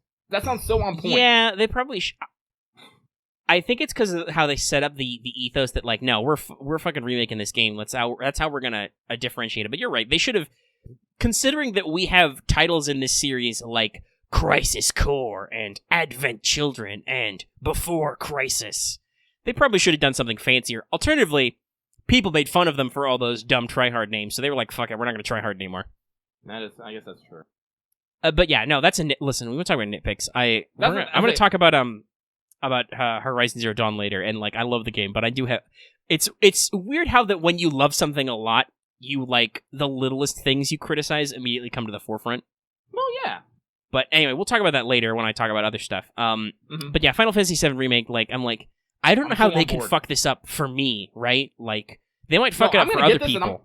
But I'm gonna get this game. I'm gonna fucking love it, and that's just gonna be the end of it. But like I said, even if the gameplay's mediocre, I'm sure it will still be fun enough because from the way it looks and plays, that just heck, if it's an action RPG, it probably has difficulty levels. I'll just dial it up to easy mode and cruise control through the story if I feel like it. Like fuck, whoop, whoop. Like how I already know the story. How are they gonna fuck up the story? The story's already really fucked up and weird. Like yes, it is. Like there's some people who are probably like the purity of like, listen, when they made it the compilation, it got weird and dumb. I'm like, okay. I mean, I understand that if you're like, the plot wasn't like simple and clean to follow either. It was really complicated and revolved a lot of gotcha reveals and like sudden twists. And also, like I said, it's not like it wasn't padded occasionally or had lots of weird optional bits that for any game other than a Final Fantasy type giant ass JRPG. These were, like, what I would consider to be vital plot details, right? Like, the fact that it's optional that you can foreshadow Zack and stuff and, like, see... actually, that Golgana foreshadows huge materia, too. Like, it's totally integral to the plot, but you don't have to go there. It's like, there's no reason to go there. I'm like, that's weird. Like, even if it's just Aerith pops up and says, hey, Cloud, we're close to a place that, I think a guy I used to know said he was from here. We should go check it out. Or, like, somebody pops up and is like, Barrett's like, holy shit, is that a blown-up Mako reactor? Let's go look at it. Also, some people I think were critical of Barrett's design because he's still very 90s, but, like, dude, what can you do? Time, the game's from the 90s. The game's from the 90s? Like, I wasn't so sure on the design when he had his shades on, but you see his design with the shades off, he looks fucking phenomenal. Also, I hope that's, like, speaking of, like, tiny cosmetic details, I hope that's something they do, like, you can do, like, on and off. Maybe they do optional costumes. I'm pretty sure Barrett takes off his glasses anyway, because I think he only starts with... Maybe they get blown off dramatically. Yeah. I think that was the thing in Advent Children, was he had sunglasses now, and he was desperately trying to keep them, but they got blown up. Speaking of Advent Children, because the Turks have some fucking choice... The Turks are going to be great in Remake. Oh my god. I hope to God they're still voiced by the same voice actors, because Reno is Quentin Flynn, and if I remember rightly, Rude was Crispin Freeman. I know there's been some debate about they haven't brought some of the voice actors back. I hope to God they still get those guys, though, because their delivery as the Turks in Advent Children was great. Yeah. That's like, they were fucking, like, I need them to be fucking... We know at least that Quentin Flynn still works with Square, because, Axel. Got it memorized. Like, honestly, like, Reno, Quentin Flynn as Reno is like one of those few voice actors that I'm like, no, I'm okay with it. Yeah, it's perfect. It is perfect. I don't actually know I don't know much of the voice cast, but they all sound okay. Yeah. We haven't gotten deep dive on the dialogue, so like that's a question I do have because I have, as usual, I hope they have dual audio. They probably will. Like we're in a modern era. I believe they did that for Kingdom Hearts, didn't they? Yeah, they did it for like post release. Yeah. And who knows? Maybe they want to preserve initial download space. Yeah, because dual audio, I'm sure, can be big. Make it optional, and I'm okay with that. Because, like, as I learned with Kingdom Hearts 3, sometimes the Japanese voices are not better. Yeah. So, oh boy. Kingdom Hearts at least has the problem where, like, you're gonna listen to, like, iconic Disney roles with Japanese voice actors. Yeah, that was my problem. Like, specifically when I heard Mike and Sully in Japanese, I was like, I can't do it. Nope, it's too weird. It's too weird. But yeah, so hopefully they'll do dual audio, but also just, like, I'm sure the script will be probably edited and translated better. Please, Square. Please. No more this guy are sick. Maybe Aerith will say, this man is sick. She'll sound super concerned. God bless the voice actors. God knows how much. I mean, especially between games, God knows how many lines of dialogue they're gonna have to record. Holy shit! But yeah, it's gonna be interesting, and we'll see. Some people I know are gonna be like, I hope they clean up some stuff. I don't know. There are some questionable stuff in the Red Market district of the Wall Market, where like there's some shady stuff going on during the Get Cloud cross-dressed stuff. But some of that is actually from translation. Like some of our problematic issues come from the translation being a little weird and forthright. Like I think there's a scene where like you go to the Honeybee Inn and like Cloud passes out and there's some potentially spicy dialogue. In Japan, if I'm not mistaken, I think that dialogue was just the dude talks to you like, "Hey, you you had a fucking claustrophobic freak out and passed out, so we looked after you. Are you okay, kid?" Yeah, no, like you think Honeybee Manor is gonna be really weird, but no, it's pretty wholesome. No, but yeah, like I believe the implication in English is a little bit spicier, where it's like, really? They imply like, did something happen here or not? It's just like, no, you just the original Japanese is 100%. You just passed out, dude. You just had a freak out and passed out because you were in a room with a lot of dudes, and it probably gave you horrible PTSD flashbacks of dudes. Here's the real hilarity. It's gonna be a Sephiroth flashback of the Honeybee Manor. Also, but that said, that's such an iconic scene that there's no fucking way that they're not gonna show off their fucking high-res models and 4K graphics, and like, you're gonna get cross-dressing Cloud. It's gonna happen. I'm so ready for this. I'm so ready. Then you're gonna get dropped into the sewer and have to fight a giant fucking... Yeah. I think it was a snake down there. I think it has arms, but yeah, it's a weird, gross sewer monster. Sewer monster thing. There's a lot of that fucking shit. Welcome to Final Fantasy. And you're gonna see fucking that is the one thing that is a bit weird, which I don't think was ever adequately explained. It was just like, yeah, fucking monsters just show up. It's just like, I think it's because people are fucking up the planet, and like the life stream and Mako and stuff makes animals weird, mutated, and freak out. But it's also not really clear. But yeah, there'll be some fun stuff. There will probably be a mandatory boss fight in Shinra Manor this time because making it optional was lame. And also Shinra Manor is actually a really cool arena. You go back there in Dirge of Cerberus and it's like fully explorable and it's a really cool map. And it's literally just the Shinra map in 3D. But yeah, hold on. Let's see. How long have we been talking about this? Probably, I want to say an hour because we're at an hour and a half. Yeah, we got an hour and a half of space. Let's scrolling down. So, talk about some Ubisoft stuff we don't care about. Well, real quick, one last thing. You're talking about music. The thing I'm waiting for the most is just that scene. Because, as I said, we're probably sure that this game is going to end at you fucking leaving the Shinra building and GTFOing. And just that moment where Crazy Motorcycle just that... I'm just like, oh god, I'm just waiting for that. Yeah, there are a lot of iconic music cues. Like I know they played the bombing. They even showed off the bike in the trailer as like Cloud walks past. I'm like, yes. At the panel, they actually had a model of the bike. Yeah, I've seen photos of people sitting on it. Similar to the FGO panels, Golden or USA Tours. Kentucky's Golden Rider, you could ride on. Yeah. There's a lot of iconic music cues. Like they've played what I assume is the remix of the boss theme, which is probably long form. They've played the opening / bombing mission and cued to a couple of things. I'm like I always think of the Maka reactor theme as very iconic because it's one of the first ones you hear, and it's yeah, and it's got that weird like MIDI, you know, wow wow wow wow wow wow, you know, kind of like that. That's not an instrument type sound. I'm like, I want to hear this with like modern synthesizers and shit. Just fuck my shit up, soundtrack. Ruin my whole goddamn day. My body is ready. You're gonna make me cry at least twice. That's saying something because considering Omega's heart is just small black crystal. Yeah. Well, no, I'm assuming, but there are two themes which I associate with an immediate. If I play these to anybody, I need to give them a cry warning. One is Great Warrior, and I'm just like Cosmo Kane's gonna be rad, and the other is. And the other is Aerith's theme for a very specific reason. I learned to play fucking Aerith's theme on the piano just because it was that thing. It's a powerful theme, but like, goddamn, the music is so good. Because the one immediately before that, can you hear the cries of the planet? Like, the soundtrack is good top to bottom.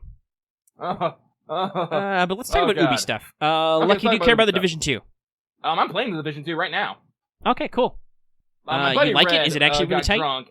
It's harder than the Division 1. That's what I'm saying. It's a much steeper learning curve. But it's honestly, I don't know. Like, honestly, like the only reason I got it is because our buddy Red got drunk and so like, hey, I'm gonna send you Division 2. I'm like, what, Red? No. I said that in a way that, you know, I'm denying, but I'm not really denying. No, don't do that cool thing. That would be bad. Oh shit, you did it. You did it. Oh, nothing I can do about it now. No takebacks. Because he plays it a lot, and he wants me to play it. Because, fun fact, when Division 1 came out, we did what fucking high school boys did. We brought a fucking second TV. We hooked up two PS4s in, like, the same room. We sat by side and played the Division together. Like, me on my screen and him on his. Because, I'm sorry, like, I have never liked split screen. I have never liked split screen. Ever. It's like, I need as much screen as I fucking can, people. Don't, give me back my screen. But, I told him I had been able to pick it up, but I was still, you know, following it. And he was like, alright, well, I'm drunk and I'm gonna buy it for you. I'm like, no, Red. Alright. And so I'm playing it, and it's the Division 1, but, you know, more, I want to say. That's good. I've heard good things. It's good. It's good. Like, I like it. Like, I'm playing it right now. But, like, if you like the Division 1, you'll probably like the Division 2. If you didn't like the Division 1, you probably won't like Division 2. Funny how that works. Yeah. Let's see. They've got Quarantine. Yeah, I'm looking at the Ubisoft trailer releases, and I'm like, wow, they really did have a very meh presser. Like, I'll keep talking about the Division 2. Like, I'm excited for the Division 2 because I like the Division. I like the story and I like the setting. You know, post-apocalyptic in the winter. You know, trying to put back the society. But I never felt like they went far enough.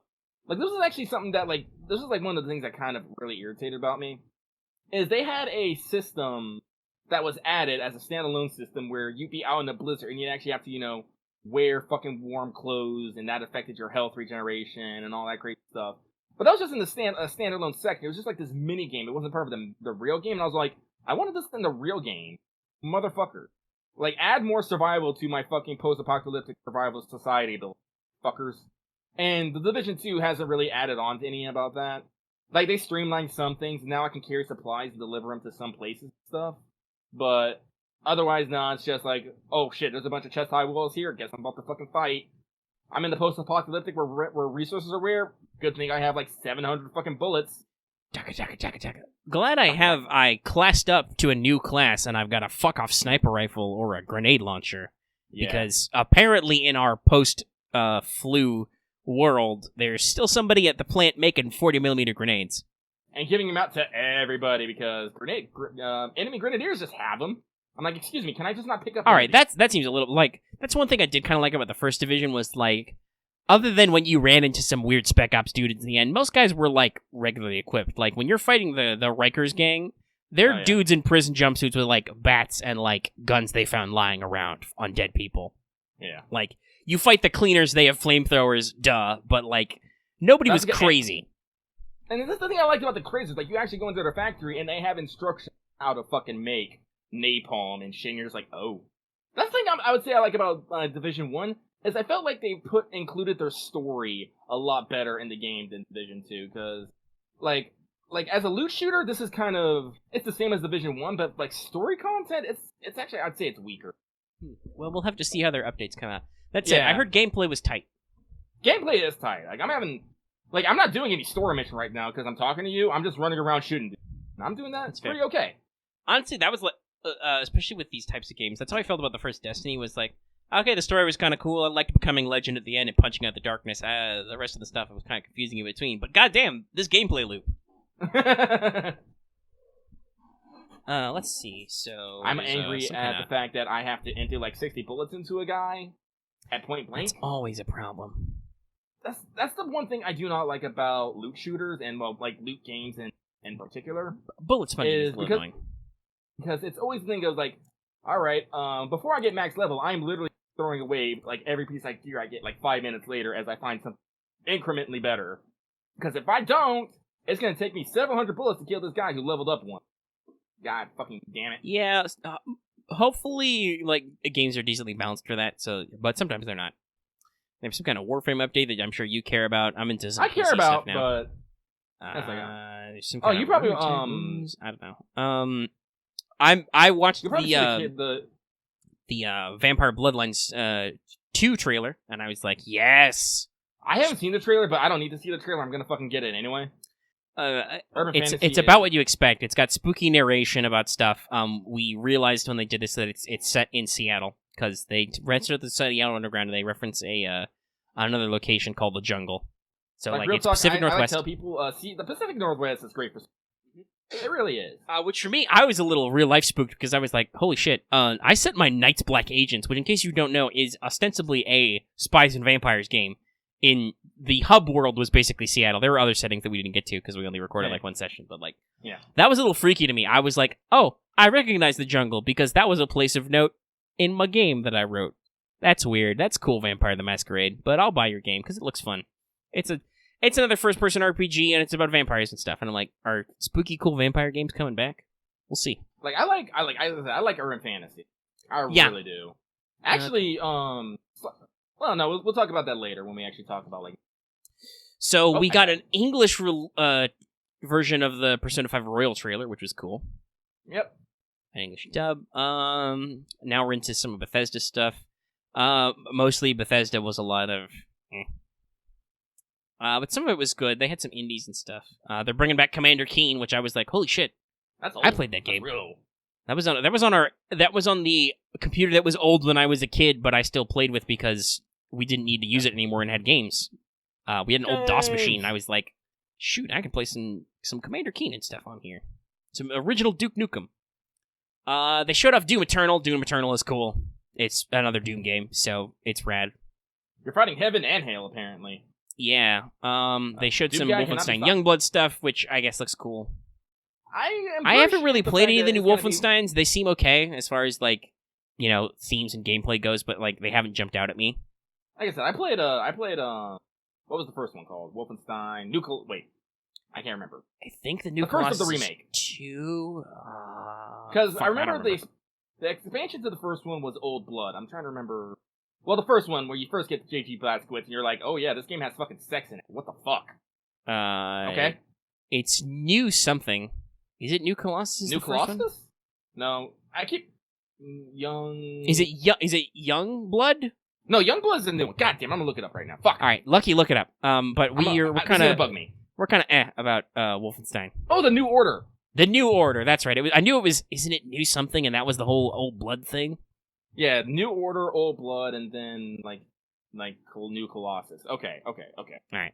Like honestly, I really like the Wolfenstein game, and I'd probably like play the other ones if I had the time. If I had time, yeah. And I had the power, a computer good enough for it. Arcane showed off. They're making a new game called Deathloop, which sounds kind of cool. It's got kind of like a 70s movie vibe for like the style, and it's got these two characters who are constantly killing each other and resetting. I'm like, okay. Get back to me when you have gameplay, but I'm nominally interested. Yeah. They announced some new shit for Fallout 76. One, they've got a Battle Royale mode, which was super funny, because, you know, it's a meme. That was definitely a drink queue. But also, they're doing basically a Season 2, a Year 2 update, which is going to be free, which is going to fix the fucking game. There's going to be NPCs now. There's going to be quests, more quests and stuff. So it's like, oh, so you're doing probably what you should have done in the first place. But as Bethesda had said several times, 76 was super experimental. So, like, they said they recognized the problem, but they didn't like. No, Todd Howard never said sorry, which I think a lot of people were wondering if he was gonna. Like on one hand, I can understand why he didn't, because... Yeah, because he acknowledged the flaws, but he didn't necessarily apologize at a personal level. But at the same time, he's the CEO of the company, so, like... Is it... Like, that's the weird thing, right? The thing, like, is it his They made a game, fault? and they're like, alright, this is how our game is gonna work. Alright. It turns out that the people didn't like how the game didn't work. Is that necessarily on the game developers? Yeah, I don't know. Like... I don't know. Yes, like, I don't know. The experience was not as polished as it could have been, but... They were pretty open, I feel like, with what it was going to be. They were like, hey, this is experimental, it's multiplayer, there's not really the story focus you're looking for here. So that's why I was like, I feel like, they don't, like I said, like, I understand why he didn't apologize, but at the same time, I'm pretty sure like, I think the thing to apologize for would be mostly kind of how the game was mishandled, like, obviously charging full price, and there was a lot of post-launch stuff, and there were some issues with, like, the quality of the special edition and stuff. Yeah. Like that kind of stuff. But at the same time, also, I'm like, but fuck, is that Todd Howard's fault? Like, I don't think so. He didn't personally run inventory on the special edition. Somebody said, hey, Todd, here's what we're doing for the special edition package. And he's like, sounds cool, go for it. And then it was like, oh shit, the product is shitty. Whoops. What the fuck y'all doing? They're gonna... Because that's the thing, like, as I said, like, Todd Howard and, like, Pete Hines, they're like the fucking faces. Yeah, Pete. Of the company. It's funny, but Pete Hines is senior VP of marketing, I think, or social or something. Like that's his job is us. It's audience facing. Todd Howard, I think, is still like senior in the company, but he's also like obviously a spokesperson. He's out there doing presentations at E3, letting you know Fallout 4 is coming this year, and also BT-dubs, you can download Fallout Shelter right now. Like I think that's part of Bethesda's problem is their first E3 presentation was such an unconscionable mic drop. It was such a double whammy, big boom, fuck you. Fallout 4 does exist, in fact, and by the way, it's coming out this year. And also, we made a mobile game that looks super fun. You can play it right the fuck now if you can actually get phone service. Like, I remember I downloaded it immediately. That was a huge move. Like, and every E3 presentation since has been kind of downhill from there. There's some Elder Scrolls Online stuff, which we don't care about, but looked cool. There was a Khajiit. Hey, I think it's like number dragon. 2 or 3. Yeah, it's up there in sales, so I'm not gonna knock it. Nope. It's not for me, but I'm not gonna say bad shit about it. But the real winner for us was Elder Scrolls Blades. No, I'm kidding. Though Blades, the shitty mobile game, is coming to Switch, of course. I kind of hope the Switch doesn't become the shovelware platform, but because it's a pseudo portable, it probably will. Also, it's not as hardware intense. For what it's worth, it does look like the Switch is getting enough of its own good title. Oh yeah, the Switch is killing it. Like, and we actually talked about this, like talking about game support. Like, what was it? The Ni no Kuni remake's not coming to Xbox, I don't think. Hey, guess what? It's probably because the Xbox fucking sucks in Japan. And also, I believe Switch officially overtook the Xbox One. Like, wow. I don't know if Switch is gonna be able to take the PS4 in like a fair way, because like. Maybe depending on how long Nintendo sticks with the Switch, it'll catch up to the PS4 because the PS4 will have gone out of circulation. But I don't think it's going to come for the PS4 because the PS4 is super well selling. Like it's not quite record breaking, but it's up there with classics like the PS2, like the Wii. Yeah, it's a big deal. But yeah, Switch is a big powerhouse in the room. But no, the real standout was Ghostwire Tokyo, whose Japanese developer came out on screen and was adorable. Yeah, she was happy to be here. She was. And other than that, we learned fucking nothing about the game other than that it's set in Tokyo and it's some kind of spookum game. Well, you gotta remember, it's made by Tango Works, who developed The Evil Within and The Evil 2. Which I've heard people were okay with, like they liked. They weren't necessarily super standout, but they weren't bad either. Yeah, no. They're okay. I'm sorry.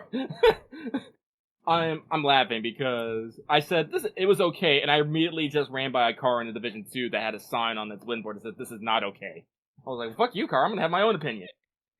This is not okay. But yeah, no. So it was just a short trailer and presentation, but it was like, basically, she was like, "It's gonna be a spooky game. It's gonna be set in Tokyo and stuff." And I'm like, but the thing about this is, I'm interested in the game.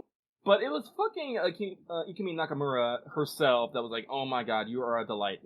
Yeah, she was precious on stage. Like what what we expect from watching like Japanese streams and stuff. She brought that like high energy presentation. I'm happy to be here.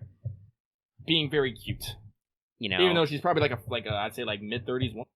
Probably, I don't know. She is a game developer who has been in this business long enough to be senior, like creative director on a project for a big name studio presenting at E3. Like, obviously, she's done her work, because you don't just. It doesn't matter who you are. You don't necessarily just teleport on stage at E3 and drop your heartbreaker game on everybody. Like, that's. By the way, I just checked. Her fucking her Twitter has only been active this month. She joined June 2019. She has 133,000 followers now. Of course she fucking does. She retweeted fan art of her. She knows what she's doing. Yeah.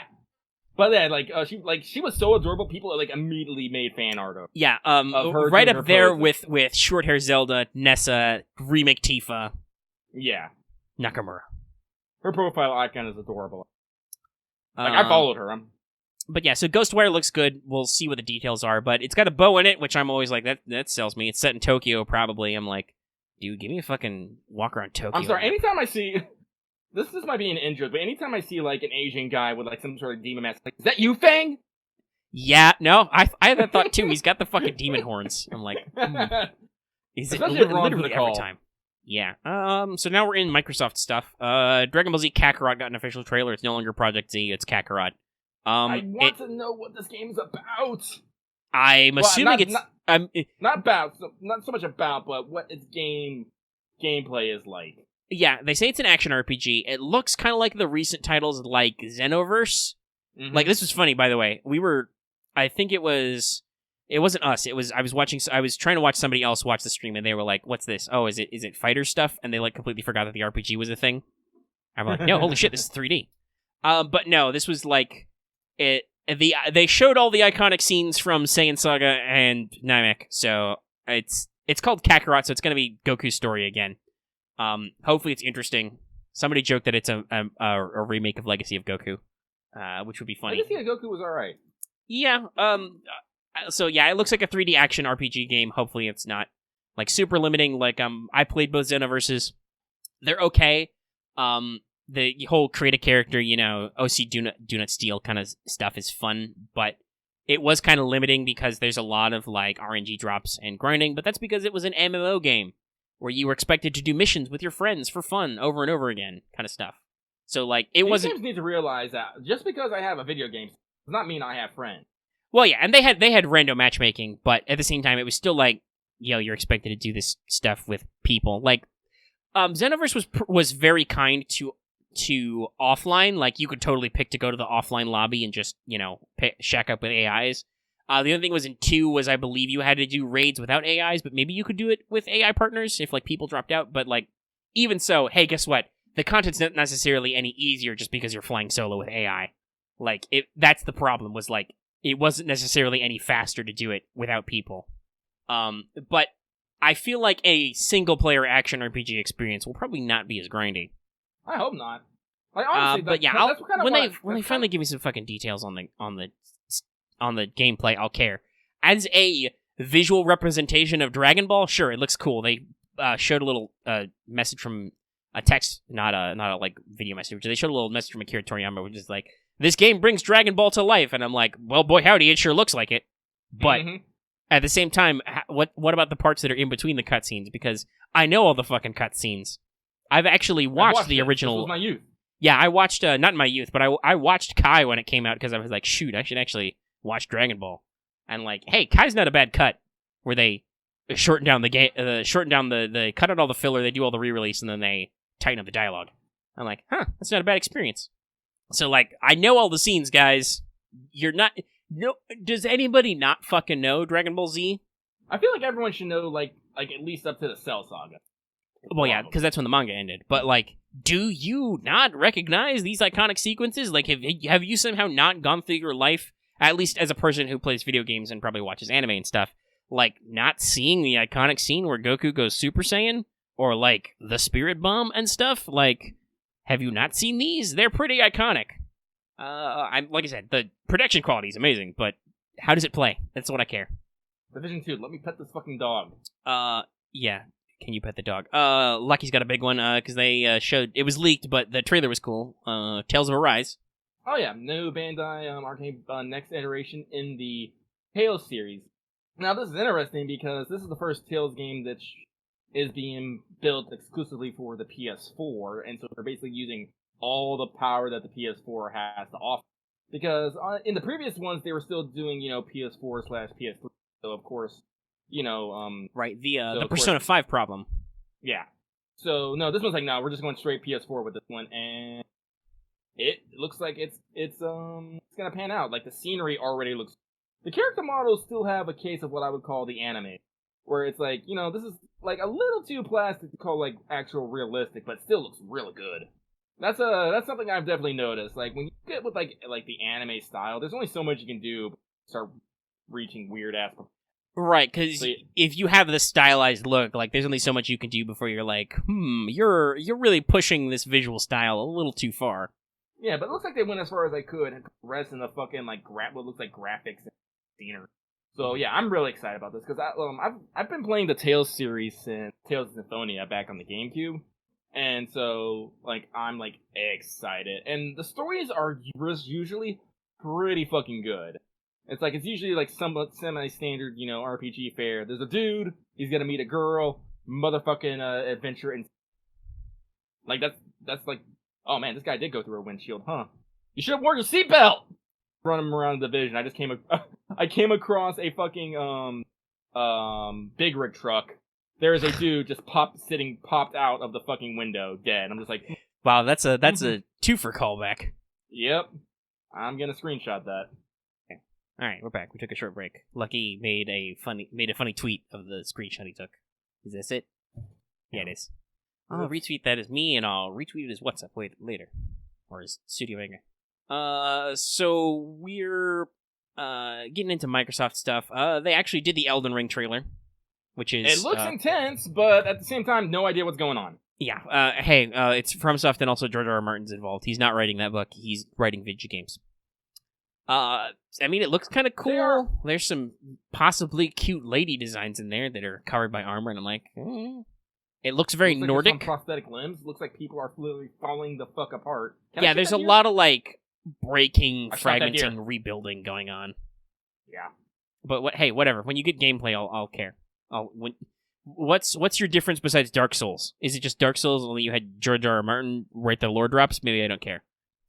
It was really funny to see the Forza Lego team up. That was a very surreal video. that blew my mind, because I had to actually yell about this on Twitter, because they were doing the whole Forza thing. It's like, okay, cool, fucking cars, awesome. And then, like, they did the thing like Microsoft did. Fucking, no, this was at Microsoft. Yeah, this was Microsoft. We're at Microsoft. The fucking doors roll up, smoke comes out. You see a fucking supercar. I was like, oh, cool, they brought a supercar out. And because it's covered in smoke, you don't think anything weird about it, right? And then the trailer keeps playing. And it's fucking Lego cars. And then you're like, what? And then they zoom in on the fucking car. The supercar is made out of fucking Legos. I'm all like, nothing is true anymore. What the fuck? Yeah. Who the fuck put in so many hours into this? Microsoft for E3 has pretty good stage presence. Oh, it was good. Let's see. But yeah, that was fun. They announced some State of K stuff. They announced some fucking Gears 5 stuff that we don't care about. I want to be interested in Gears 5, but it's just because it's on the fucking Xbox. It's like, I'm sorry, I'm not going to honestly, I haven't followed Gears at all, so like, you're making a fifth one. Cool. Good for you. Rahul Kohli's going to be in it. He's an actor I like, who also sometimes teams up with YouTube channels. So I'm like, hey, cool, you put my bro Rahul in there. He's great. I love him on iZombie. There we go. I was like, holy shit, I completely lost the name of this TV show that I really like. Oh no. We're good at brain things. We am smart. That's a lie, by the way. In case you forgot. We are not post-irony. By the way, I just tried to do fucking middle school algebra, and I completely bombed it, so no, I am not fucking... Rip.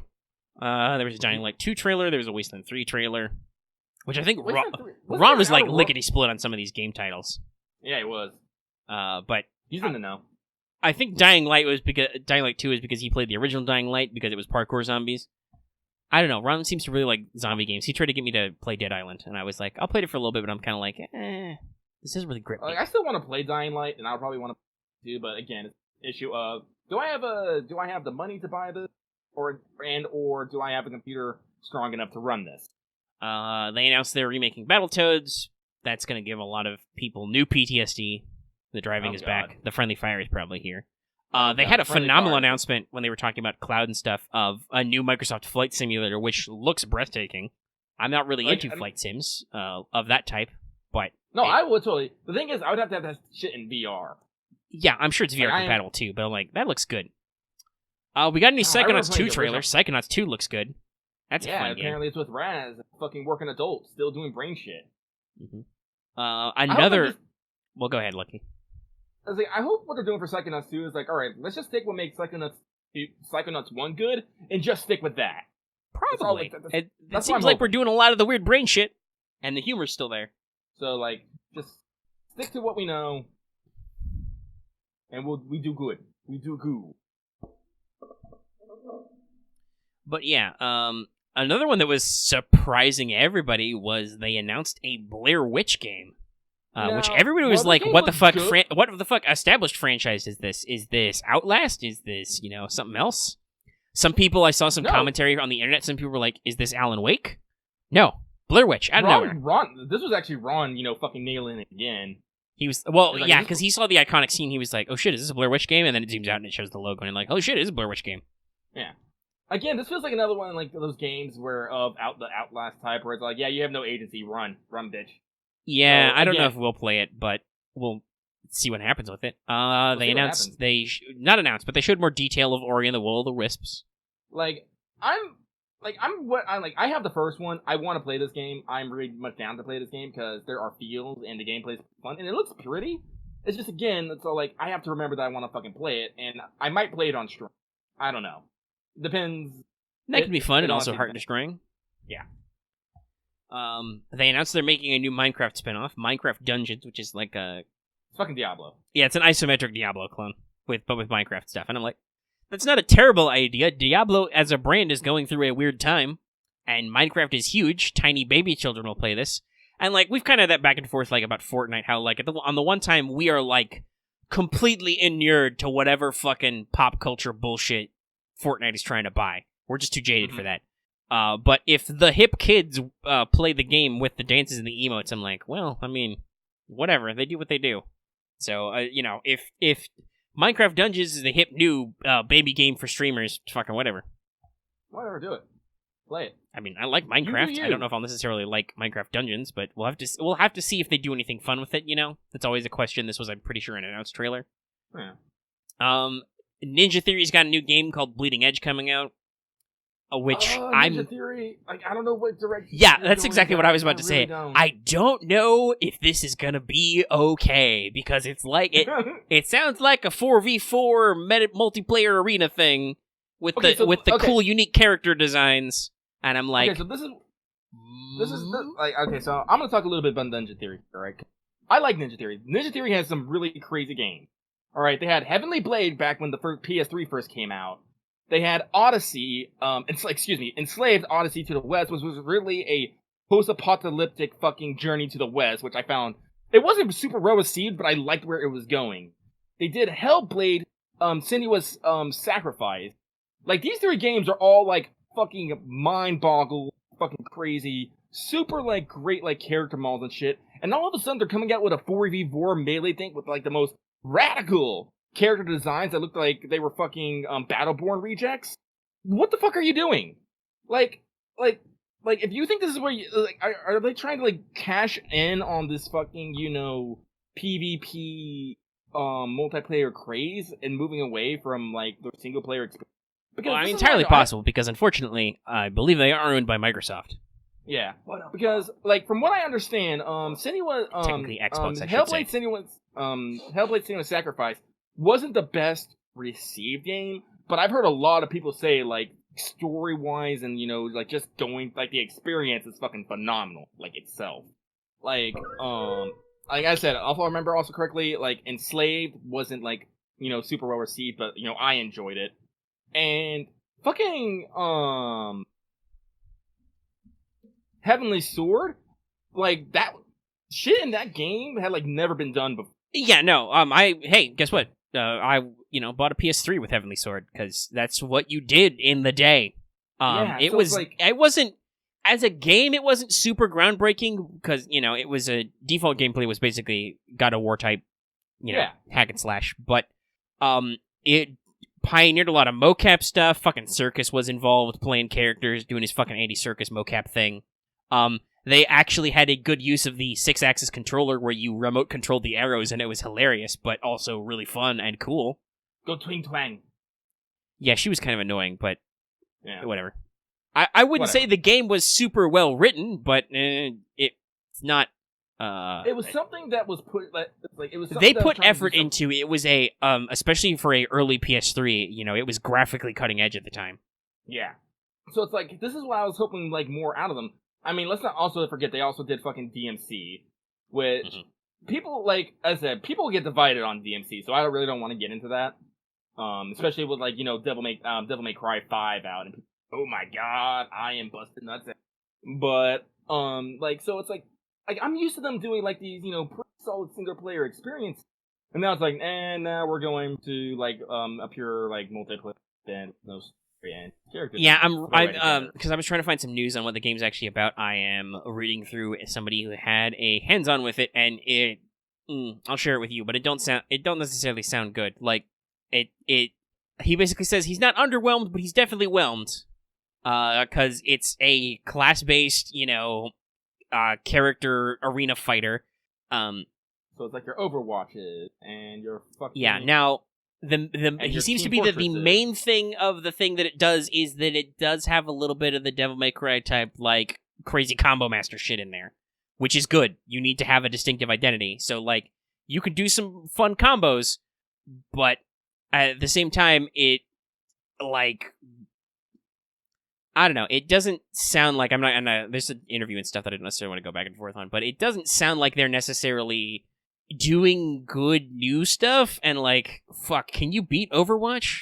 Can you? No. Fucking nobody did. I actually really liked Battleborn. Like, Battleborn felt especially like compared to Overwatch. Like the writing was a lot more what you would expect from like I believe that was like 2K and stuff. Like it was. More in like slightly the Borderlands style, where like there was a lot of irreverent stuff, there was a lot of weird shit. They had a shitload of characters. The thing I liked about about Battleborn is that it had the whole co-op aspect, and it still had like these story maps where you're trying to complete. Yeah, it had a story, and then after you did the story, you did other stuff, and so you unlocked certain characters slowly through multiplayer through that way, and it had like lots of different characters and stuff. And it was, like I said, I actually kind of liked it, and I kind of liked the ethos and stuff that was going for. I liked some of the characters. All the different, like, factions and people had, like, different aesthetics, which was cool, but... It just got overshadowed by Overwatch. Yeah, Overwatch was a tighter game, and honestly, being a little less irreverent, possibly even, if you want to be cynical about it, possibly even pandery, like, it overshadowed it. Had a lot more social impact. People played Overwatch instead. Yeah. But yeah, so like, and there have been other games like I remember the names, but I'm pretty sure they didn't go anywhere. Lawbreakers, Paragon, all those things either died immediately or died later. Like I don't know. We'll see if they can do something good. If they've got a good melee system, I'm sure people who love that type of game will be in it. But will they want to play that in like a multiplayer shooter arena? Still going on. Wow. That's true. They had a weird limited time event For Honor thing show up. Also, lots of games had free weeks, which I completely missed because I was busy doing other shit. Like I kind of wanted to boot up free week of Fallout 76 and actually play it for myself. Make my own value judgments. But I'm like, fuck, I don't have time for this. I think we have one final game because we're about to break into the EA stuff. Oh, okay. Oh, two. Okay, there's two trailers that we should talk about. First off, Outer Worlds. Looks good. Coming this fall. Fuck us. Like, I forget, is it just the PC that's looking, or are they coming out with a console too? Yeah, it's coming to all the consoles. I'll double check. Here's the problem with the Xbox. We should call it Xbox, because They were Xbox focused, and it was hosted by the Xbox division, who are like their own thing now. But the problem with the Xbox conference was all of their fucking shit is listed as Xbox Windows. Not necessarily exclusive, but they make sure to advertise to you that it's coming to Xbox/Windows. So it was really hard to tell what platforms. Like, fuck, I wouldn't even know if there was a Switch release for this. So The Outer Worlds is coming to Windows, PS4, Xbox One. Okay. October 25th. So basically, Xbox did buy Obsidian, the developers, but Outer Worlds was already in development beforehand, so they were able to retain their original release pattern. You know, that's fine as long as because I'm pretty sure like Microsoft was like, oh, it's probably good. You guys just keep doing. Mm-hmm. Well, and also there may have been contracting and like dev licensing and stuff, and you don't want to fuck yourself over. And honestly, I don't feel like Microsoft and Sony are so antagonistic anymore. They work together to talk about that cloud gaming announcement. They're actually working together on a few things. Mm-hmm. Honestly, I feel like Sony's saving crossplay for PS5. They're gonna do that mic drop and be like, "Fuck it, we're finally doing it. We're gonna do crossplay." The PS5 will actually have proper backwards compatibility. They've said this, so like they're gonna just. I'm happy for that. Yeah, I'm so excited. That was the bad thing about PS2 to PS3 and PS3 to PS4 was just the architecture and hardware between those systems was so different that you couldn't backport your shit. Fuck. Yeah. Hey, you know what will really be great? If PS5 is complete backwards compatibility and my fucking PS2 and PS3 discs work. Because goddamn, that's the sucky thing about this whole library. A, I don't have a working PS2. My PS3 had to go through some repairs, and I've gone through a couple of those, but like, I have a huge library of those games, some of which I've never beaten, just because I rotated out of stuff, but like, fuck, man. It's disc changing is already rough sometimes, because I like to buy physical a lot, because honestly, it usually is cheaper. One exception was Horizon Zero Dawn just now, but we'll talk about that in a little bit. But like, the fact that you have to like switch channels or chords or shit over and completely change what you're doing, and like, fuck, is the battery in this ancient-ass PS3 controller charged? No, it's not. Now I gotta find a cord that works with this thing. Like, it's a pain in the ass. I'd really just like to go, PS5, turn on. Slap in PS2 games.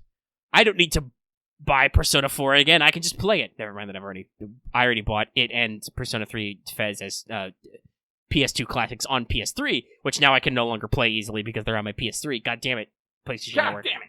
So yeah, give me some reals backwards compatibility. But no, I feel like Sony's gonna be like, all right, fuck it, fine. We're no longer the gorilla in the room. We need to sell consoles crossplay because they'll want you to be able to backplay with PS4 anyway. And at that point, why not win over the crowd and be like, fuck it, Switch, Xbox, whoever. They've officially stopped support on PS3 and PSP.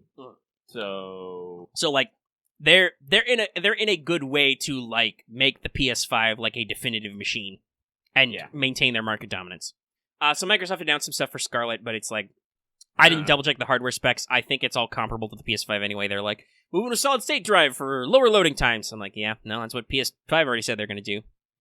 Super high density chips. You can go. I think they said you can go up to 8K or like They talked about we're talking about frame rates you haven't seen before, and I'm like, okay, cool. Please no. I'm like, I don't fucking care. That's first of all, A, no man should live at that speed. That's too many frames. But also B, dude, I don't own a fucking 4K TV. I barely own an HD TV. Like, it took me a while to get there. And it's not a huge one either. It's you know, I've got an entertainment center end table thing, you know, the kind of stuff you stick TVs on and stick your shit under it. And I've got a TV, which is about the size of my computer monitor on it. And not that I have a small computer monitor, but it's still computer monitor sized. So, like, I know there's some graphics heads out there. And hey, graphics technology is cool, but I can appreciate that graphics technology way back here in the Stone Age just as much as I can in the fucking future. And I don't have future money. I have Stone Age money. Thank you very much. Lucky's going to talk about the Vision, too, for a sec. The Vision, please tell me, why am I a trained government official, and yet these fuckers with fucking... You picked up a gun off the street and shoot better than I can? Man, you, why can you all throw grenades on my exact location with pinpoint accuracy? Because they're secretly robots. AI balancing is fun sometimes. Fucking Christ. I'm pretty sure you are not officially trained to use those sort of weapons. And so the final trailer we got to talk about which wasn't technically. I mean, it wasn't E3, but it also wasn't because the trailer wasn't in any way different from when they showed it before. Kingdom Hearts 3 Remind coming this winter. So they showed some gameplay. Hey, you're going to be able to play as Riku and Aqua in the Skein of Severance, at least. And also now you can play as Roxas. That's cool. That's cool. I'm still mad that Axel doesn't job immediately, so that's cool. Also, by the way, that's kind of weird, because they showed Axel fighting alongside Roxas with his Keyblade, and I'm like, wait a minute. So are they going to, reorder that sequence? I don't know. Well, I guess Remind is pretty close to the word rewind, so... I don't know. Maybe they'll do some... I don't know what form it will take, because there is also some weird shit where the timeline in Kingdom Hearts 3 is unclear. Literally. It's something happened, and the game isn't necessarily clear what exactly, but you fucked some shit. That's okay, you came back from the grave, but... you went back in time, I guess. Yeah, we guess, yeah, that's the key point. It's I think we looped time, but I'm not sure. We may have just literally encountered the same events again. I don't know.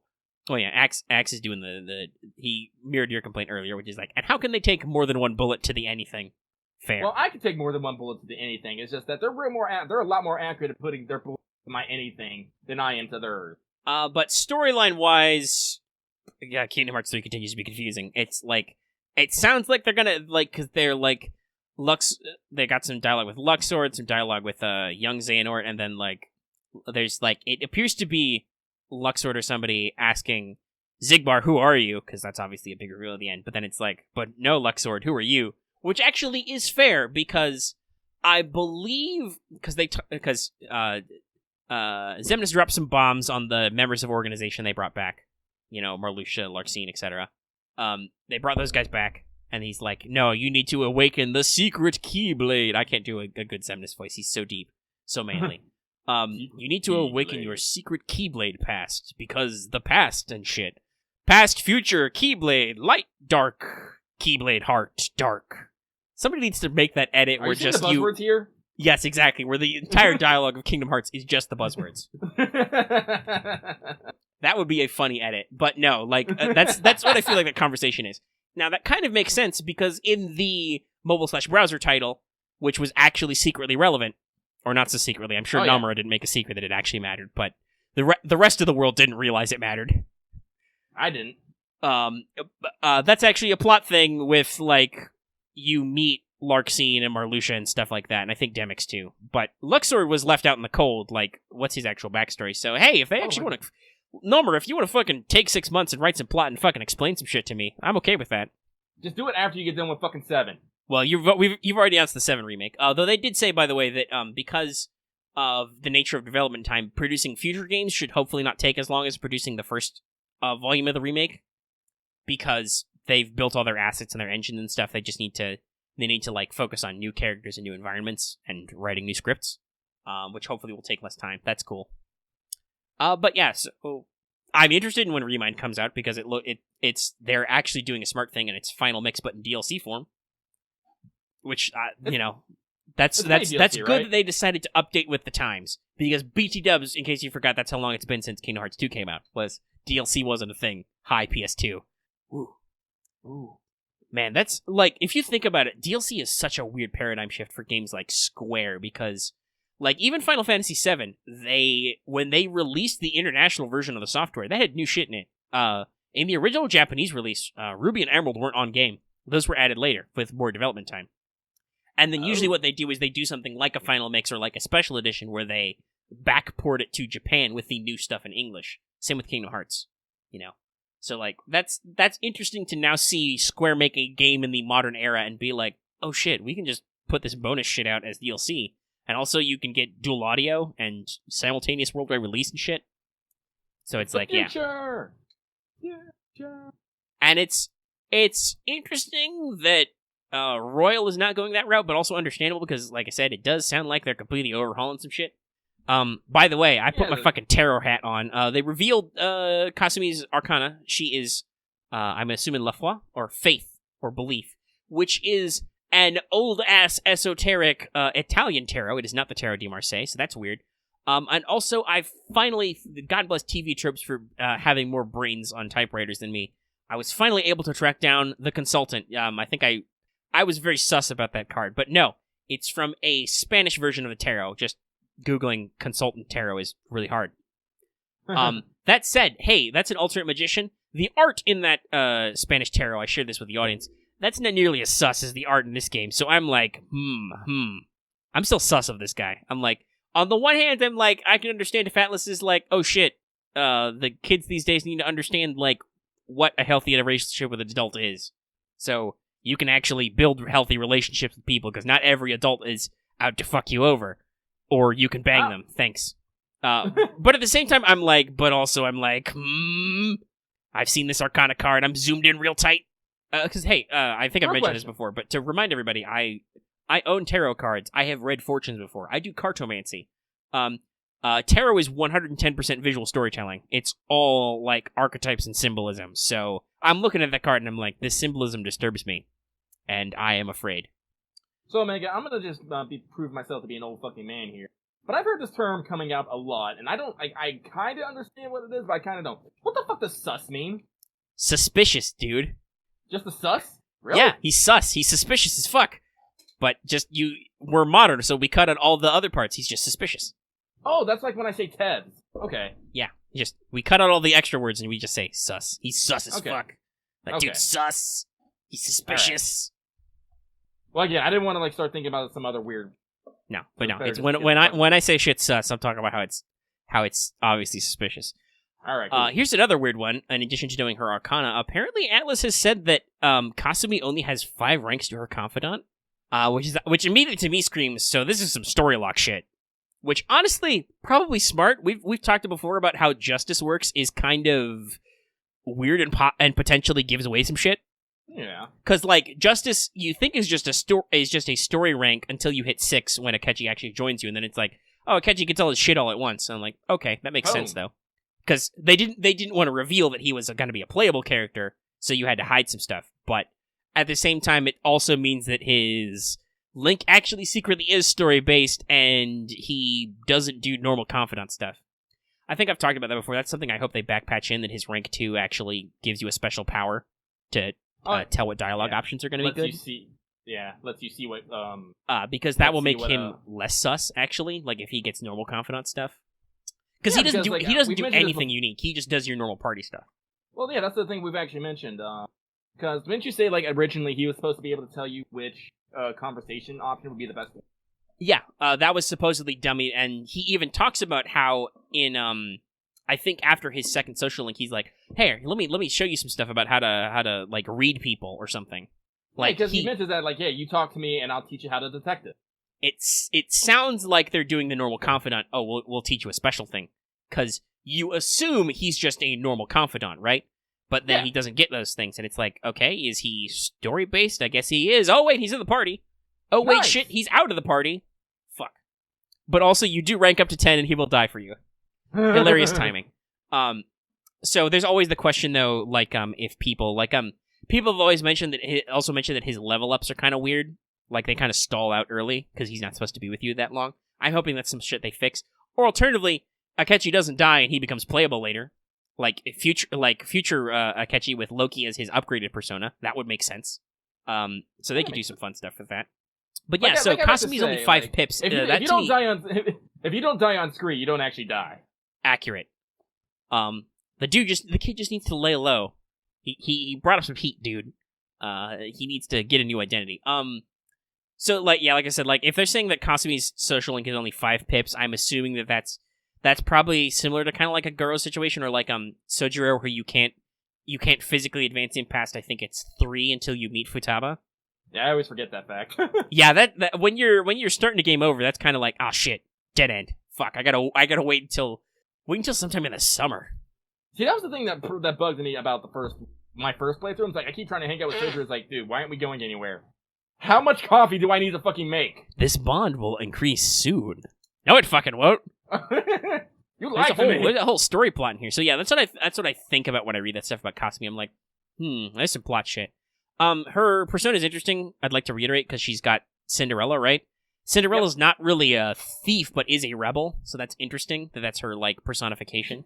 She is a rebel against family, which I think might be on point. Yeah. So she is a rebel who's gonna like do for her own, right? We talked about that contention before, but we'll see like what happens there and where she fits in. But like honestly, this might be a thing. Maybe because we definitely know that Kasumi is a rhythm master. Maybe she's at odds with her family about it. I believe so, because I think that's been mentioned in some of her other notes. Is like she wants to be a dancer, but she is a gymnast instead. Yeah. So. And there's that scene where you like confront her talking to like a dude, and it's mentioned that she specifically admires Joker.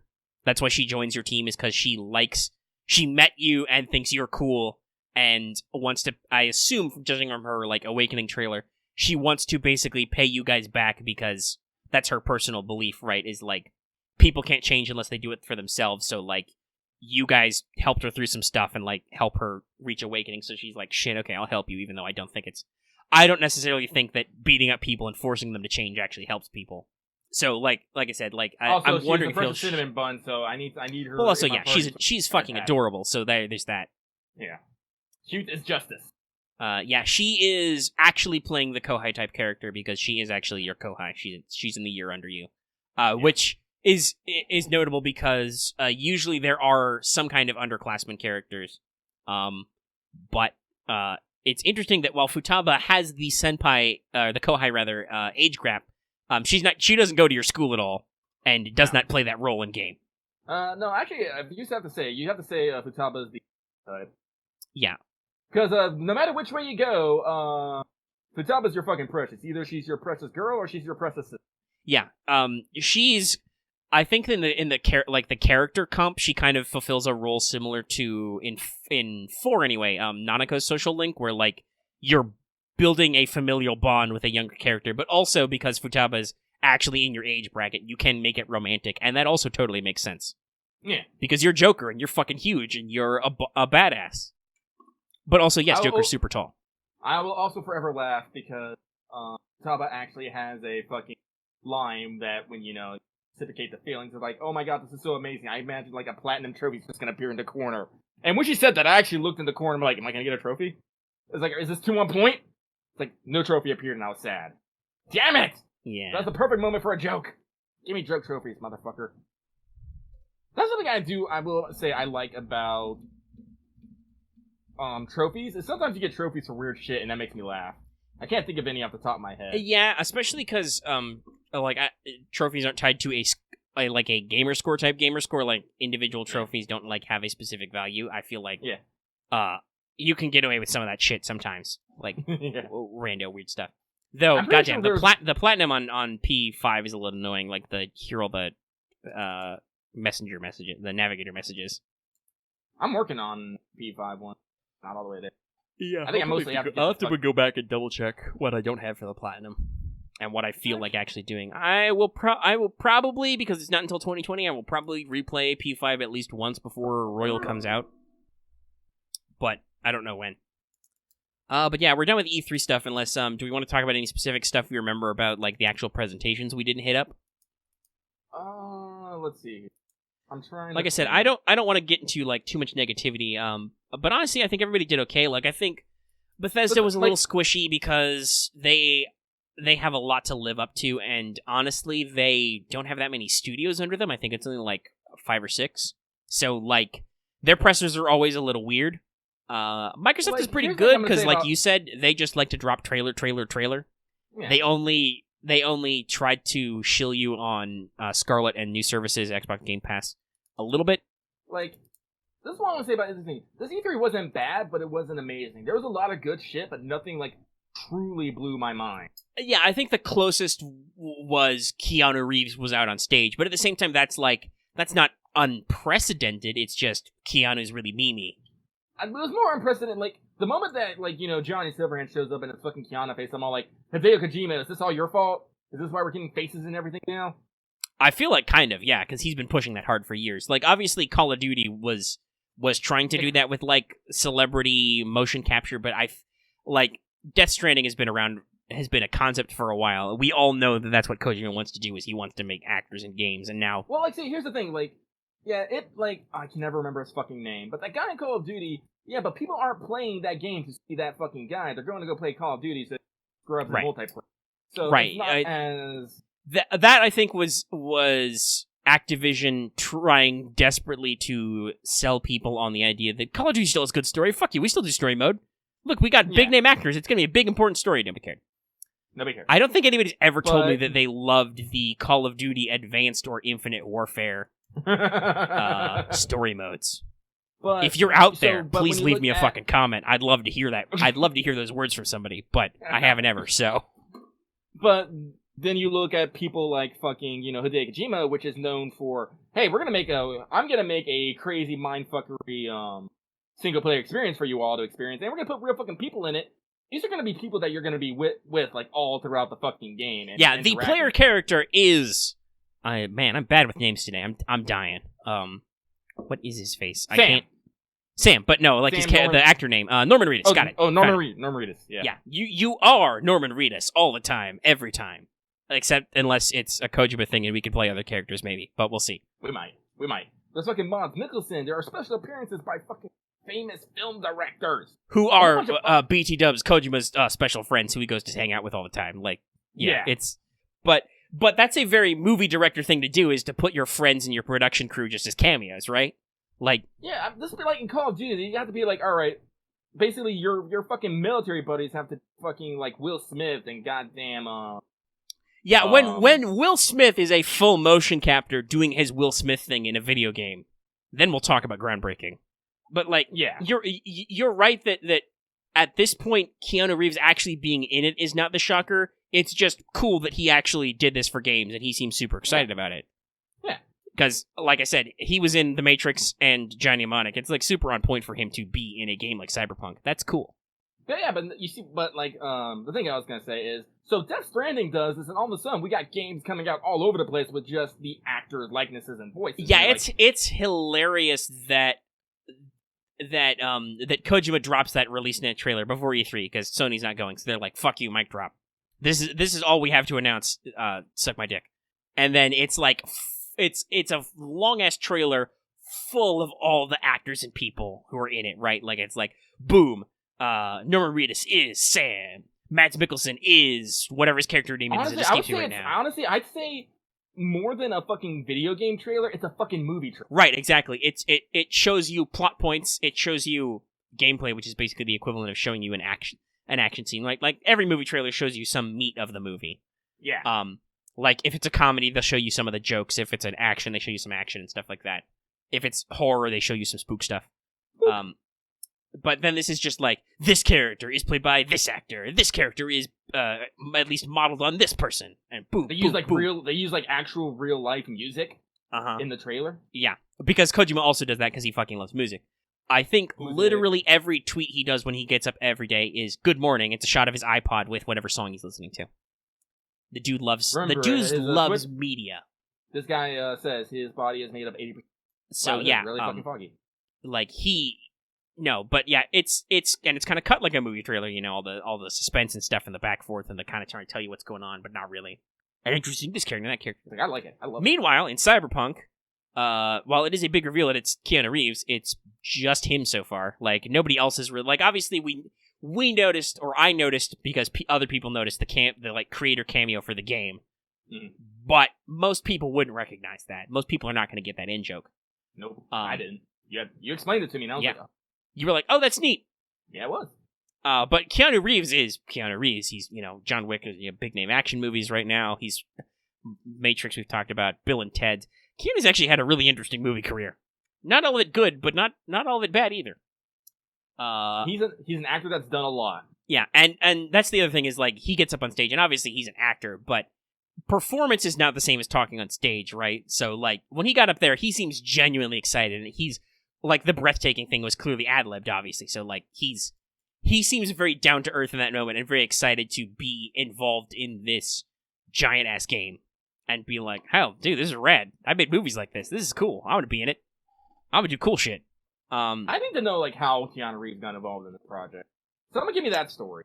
Yeah, I don't know. I think that if I remember rightly from him doing the presentation, he said that CD Projekt Red invited him to be in and showed it to him, and he was like, fuck yeah, I want to do this. But I don't know for sure. Because, like, honestly, like we said, we mentioned he's been in some cyberpunk-y type movies, so, like, Keanu's a perfect Hollywood guy, like, especially with, he's being in action movies right now, too, to be like, hey, we could ask if Keanu Reeves wants to be a character in this. We could see if he's free, do some mocap, 3D model his face.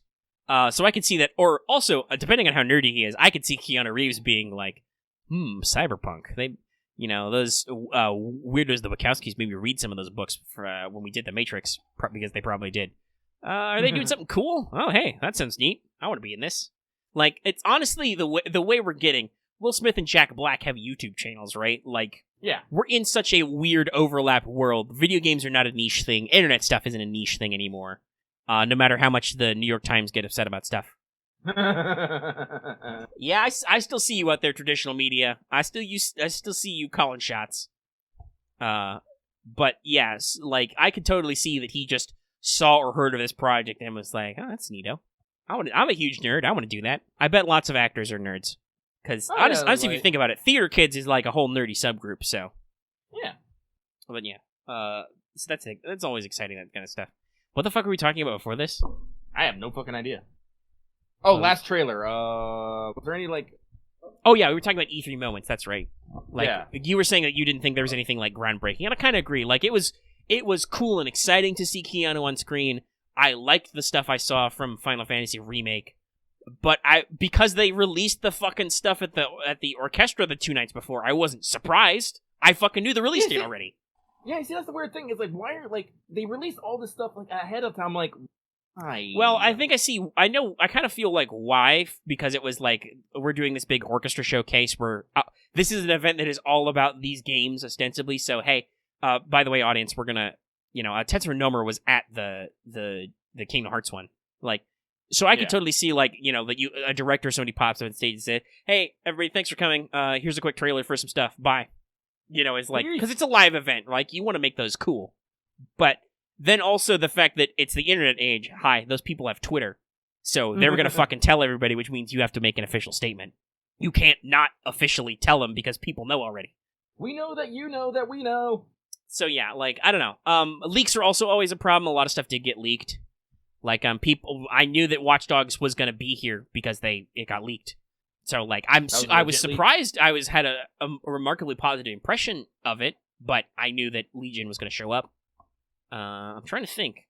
And yeah, nothing really seemed to shock me, and I feel like a lot of the brand new, like, announcements, like world premieres and stuff, were just, they didn't give me enough to be, like, super interested in anything, Like, there's no brand new game that I'm tracking. I'm like, well, fuck, I'm going to have to buy this game, right? Like, whatever the fuck the thing by the Gears people I was looking at, I was like, that's interesting. I'll keep an eye on that. Yeah, there's a lot of games I'll be like, yeah, I'm gonna get this, but nothing where I, like, open up Amazon and then, like, pre-order. Right, there was no brand new title announcement which was like, Amazon, let me pre-order this right now. That's the wrong tab. I was gonna open up the game trailers thing again because I closed it like a dum-dum. Wow. Well, not really like a dum-dum. I thought we were done, but now I'm trying to think of games that are, like, new announcements. Like, I honestly, I do think I'm gonna actually have to pull up, like, a release right there. I was like, all right, what games am I gonna buy? Yeah, I'm gonna have to keep track. I put a lot of shit on my Amazon wish list after this, but still, like, you gotta double check some shit. Oh, yeah. That's like, cause, like, as I said, this fall and this spring are gonna be fucking busy. Yeah, September and October, busy. And then, March will be a little bit busy. And April, and then April is Cyberpunk, so obviously you're like, well, shit, I want to be done with some stuff. Like I said, there are some games that I will not necessarily get right away when they come out, because I'm gonna be working on other titles and just... Even if I have money, there's still time to consider. As always. Oh, I can get blue. But, like, yeah, there's a lot of fun stuff. Ugh. Well, we're at almost 3 hours. So some of that'll be edited down, but we gotta be careful about going over super long. Yeah. I guess then I just want to briefly mention, so Season 2 of Kakaguri is out, Season 2 of Agretsuko is out. I haven't watched them yet because I was watching other TV stuff and I've been very busy, but... I know they exist, Lucky has so been I'll playing get them. a fuck ton of video games, too, and being super impressed, so... Yeah, hey, I've also been, like, I'm doing a little bit of TV and, like, trying to keep up with mobile stuff, but not super enthused. Though we didn't talk about Gacha at all. No, because there's not a lot going on. It's still Onigashima Rerun, and we'll talk more about Let's Check FGO. Azure Lane, the event just ended, and they're not doing anything really flashy yet. They added new story chapters that we can't really play much, because they're fucking hard. I should use this opportunity to catch up on story, but I'm doing lots of other stuff. And Girls Frontline is doing a routine beat bosses, get drops. I've almost got the special enough for the special T-Doll. Thanks, shit, I'm not even... fuck, I gotta do that. When's that start? I don't know, a couple days ago. It's not hard. You need 240 for the T-Doll, and you get 12 per map, and you can do 1 through 6. So that's like, what is that? 12 times 6 a day. That's 72 a day. So hold on, 240 divided by 72. Like I saw some people get here really early. That's about 3 days of doing all 3. Okay. So like if you actually remembered to do them, it's not hard. Ah shit! I sold my shotgun. It's not. I don't fucking need them. Goddamn. Like, I mean, some people are talking about Fire Emblem 3 Houses looks cool. I haven't looked into that too much because I don't want to get spoiled, and I also don't have a Switch yet. Like, Fire Emblem is, like, it's hard for me to get into Fire Emblem because I'm still super angry about what they did about the last game. Where it's like, we're gonna have 2 halves, but guess what? Neither one of these games has the fucking true story. You actually need to buy the 3rd fucking game to get the whole story. Yeah, so Fire, especially in later stuff, but Nintendo-type games with multiple versions has been a thing, and that's always a pain in the dick.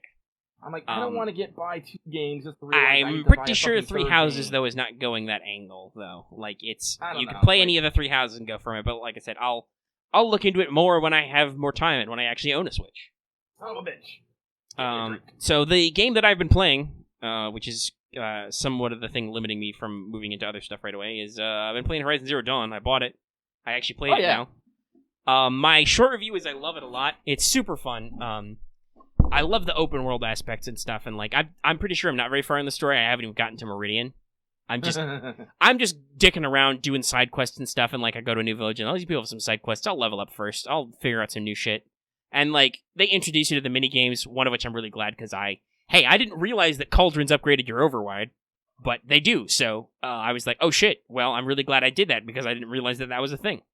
I mentioned this before. I have a couple of nitpick complaints.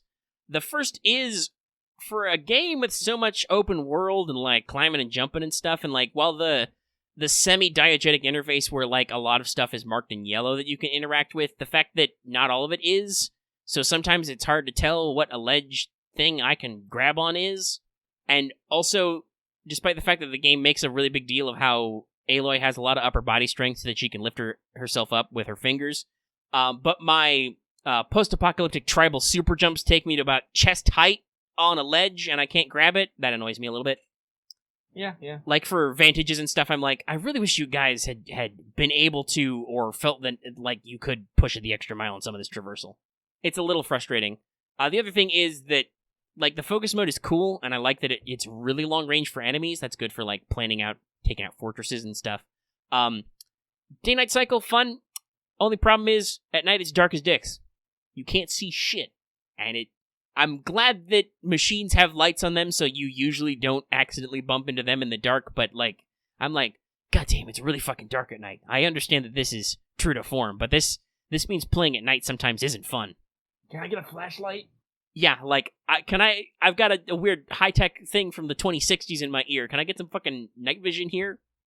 That's the other thing is, like, I understand some of the stuff because it's post-apocalyptic, but also they gave me the cool high-tech thing. I'm like, I kind of wish you did a little bit better at the, like, highlighting and stuff in the HUD, because the maps are big. I like that. It can make it a little hard to see stuff. Like, I need some fucking binoculars. I want to zoom in on what's going on over there. Like, I'm pretty sure Death Stranding will have binoculars, because it's in this engine. I'm like, but Kojima will have put binocs or, like, rifle scopes or something in there. But it's all niggling stuff. It's just, like, most of the core gameplay's fun. I like exploring. The leveling tree is pretty good to me so far. It's got that survival aspect of, like, well, I'm going through my crafting, I'm like, shit, I'd really like more arrows. Fuck, I need boar bones.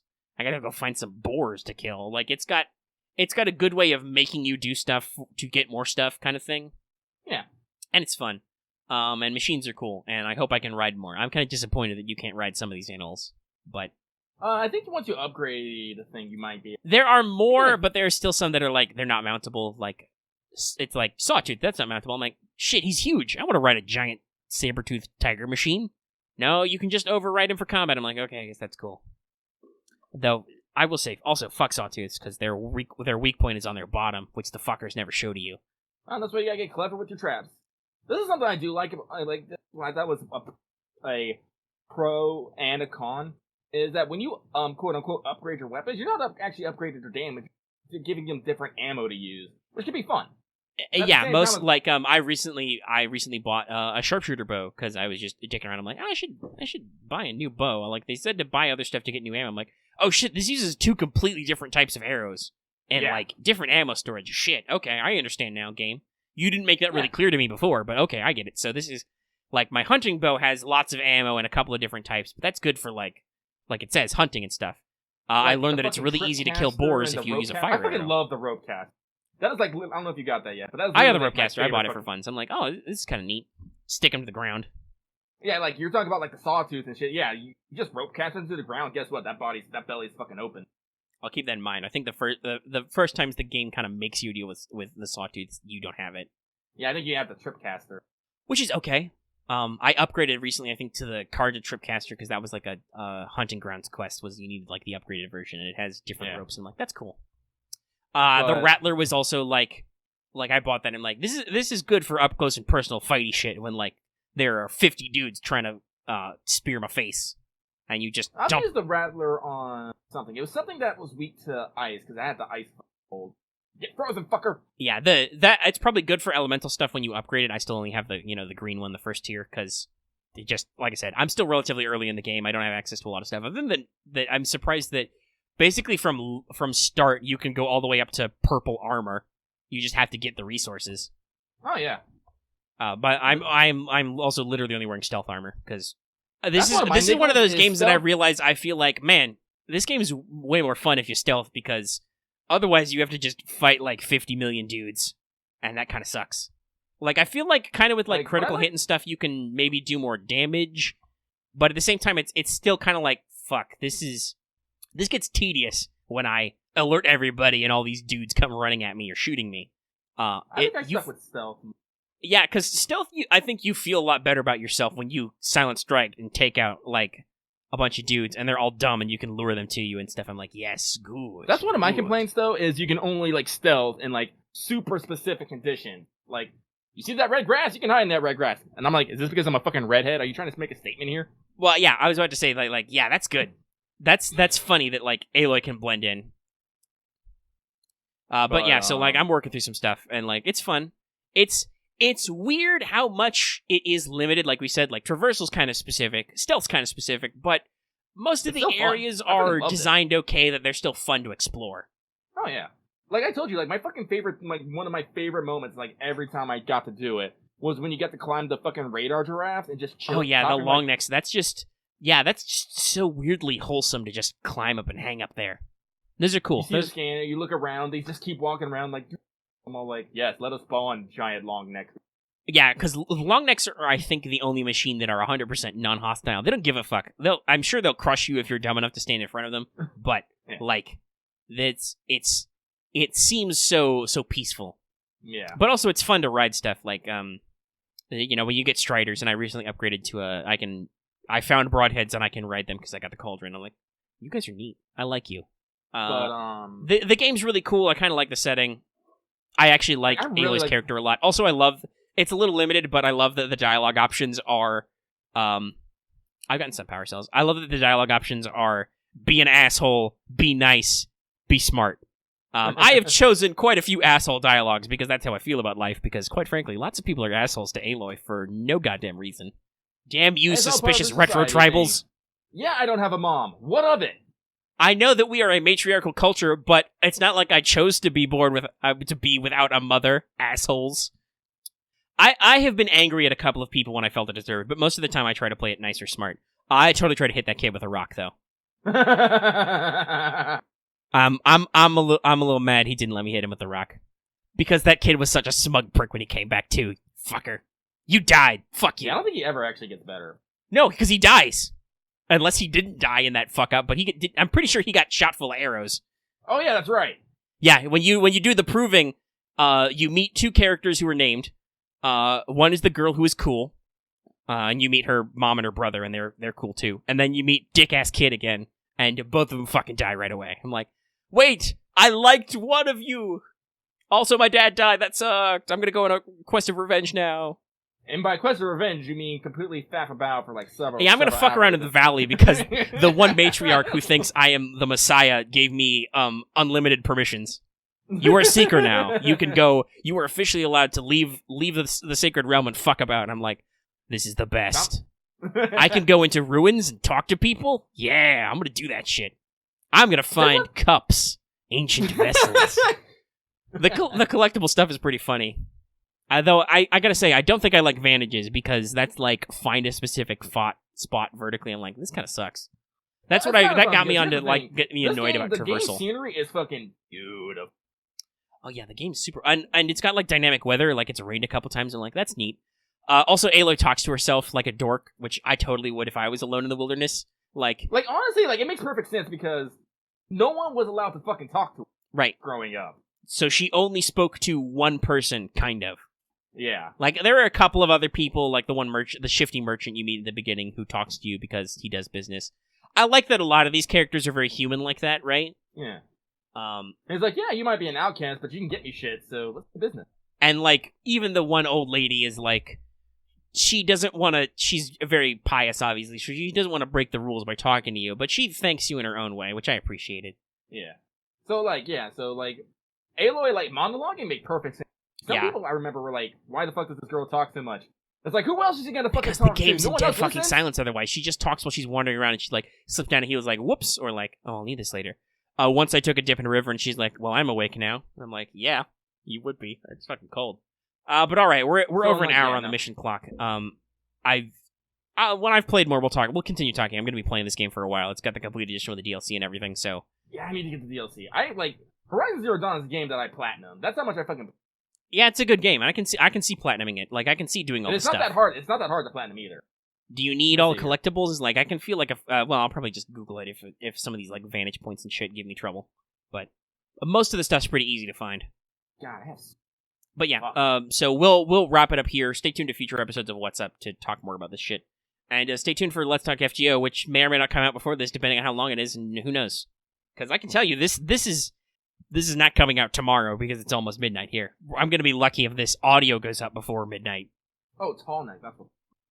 Yeah, Tall Necks. Sun, Corrupted Zone. All Machine catalog game. Metal Flower, Bannook. That was kind of fun. I did the first one of those, and it was like a very clearly demarked, like, little climby boop thing, and then. Yeah, no, like all these. I'm looking at all these. Wait. Yeah, like all these they're pretty fucking. Actually, you can probably plan. I just realized, though, that there is now a New Game Plus and fucking Frozen Wilds. I'm like, damn it! Now I'm at 70% with this platinum. Yeah, well, welcome to PlayStation. If they do a DLC which has new trophies, you lose your completion, but you don't lose your platinum. But all right, so we're gonna wrap this up here and hope this isn't too huge for Patreon. So we talked about future stuff. So stay tuned for more What's Up and stuff. Hopefully by next week, I will have actually been able to sit and watch the new Kakegururi and Aretsuko. I'm super excited for that. I didn't realize the next season was coming out so soon. I don't know if I would watch it, but I'm gonna try.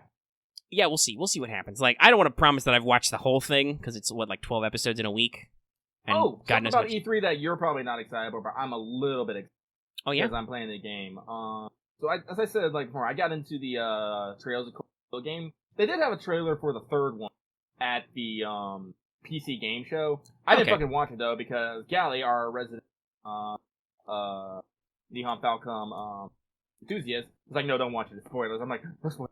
Gasp! No, I know. But yeah, that's what I've been playing alongside of the Division. Yeah, you have crawled into a gaming hole. Yeah. Oh, I was gonna briefly mention that I'm writing some short fiction, but it's not a huge deal. I'm still working on it. I think we were going to talk about it if we got in tabletop, but we didn't. But we did. I'm excited. I like it. I enjoy it. Thank you. I'm up to the one complaint I have 40. about it is I didn't realize Red was a girl until like a little bit later. I was like, oh, that's okay. It's a little ambiguous. It is ambiguous. Who the character is, but she does mention she is a lady a couple times later. Yeah, she does, and I got that. I was like, oh, okay. No, I'm digging it. Like as I said, urban fantasy, it's my jam, and yeah, I'm writing some Mages setting fiction. It's set in the 2020 timeline. It's called Mages of Law because it's about a cop, but I don't know. I just felt like cop stuff, so It was good. I like it. It's interesting. I kind of know where the plot is going. I just don't know how long it's going to be there. But it's. I always feels fun to explore characters in first person voice, and it lets me exposit about some things for mages that I don't necessarily have reason to, even in the like big fluff sections. But anyway, the episode's getting on long now, so God damn it, we'll talk about it next week because I definitely have thoughts I want to talk about, like automated robot maid cafes. Yeah, my man. I like to drop lots of details in there. It's fun. Also, honestly, the way I've written Red, as some people call her, or she's actually referred to her own name now. She's Nina. I'm still gonna call her Red. That's fair. She's gonna have a lot of nicknames before this is done. I wrote a section today where she talks to an Arachne, and they have fun names for all mages. So as a fire mage, she calls Nina Firewalker. I'm still laughing about potential lesbian guitar tech. Yeah, no. Nina's got a very particular way of thinking, which is probably inspired by my experience with lots of first person stuff like Nero Wolfe and Harry Dresden. So like, she has an inner detective monologue, but like she's a young 20-something in the year 2020. So her bias against the Arune, I was like, yeah. Well, all around are fuckers, but also like she admits, also I'm a fire mage. They're plants, so yeah, we don't get along. So yeah, no, like I actually like I picked it up, like it's the only rest I like, and then I was like, I'm actually fucking hooked. God damn it, Gib. Yeah, I don't know if I'll I'll probably post it on Patreon and then eventually it'll go public. When I'm done with it, I don't know if I'll like share whips on Discord or something. I don't know how I feel. Anyway, we'll see. But now we are. I'm sorry, I didn't want to get that out because I did enjoy it. But yeah, so we'll wrap up here. If you like this episode, give it a like. If you have any comments about anything, leave them in the comment section down below. If you are new here and haven't already, please subscribe to our channel, get more of these videos. Next week's probably going to have more video content, because I got to do some wanteds and stuff. We'll do some things. We'll probably try to get a game of Mages of...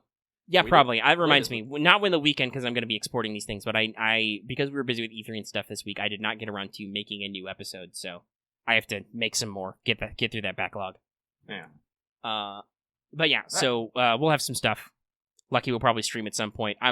I don't know if you're going to stream tonight, Lucky. I'm definitely not going to be there, because it's almost midnight already. It's almost 9 p.m. Yeah, it's too late. It's too late. I'm sorry, y'all. I will, like, maybe stream Sunday up for it. Tomorrow I have to go on a fucking job and put in gas pipes, so I don't know how that's going to... Yeah, anyway. Not to mention I'll be tired because I'm going to try and catch the fucking live. That's 3 a.m., fucker. Yeah.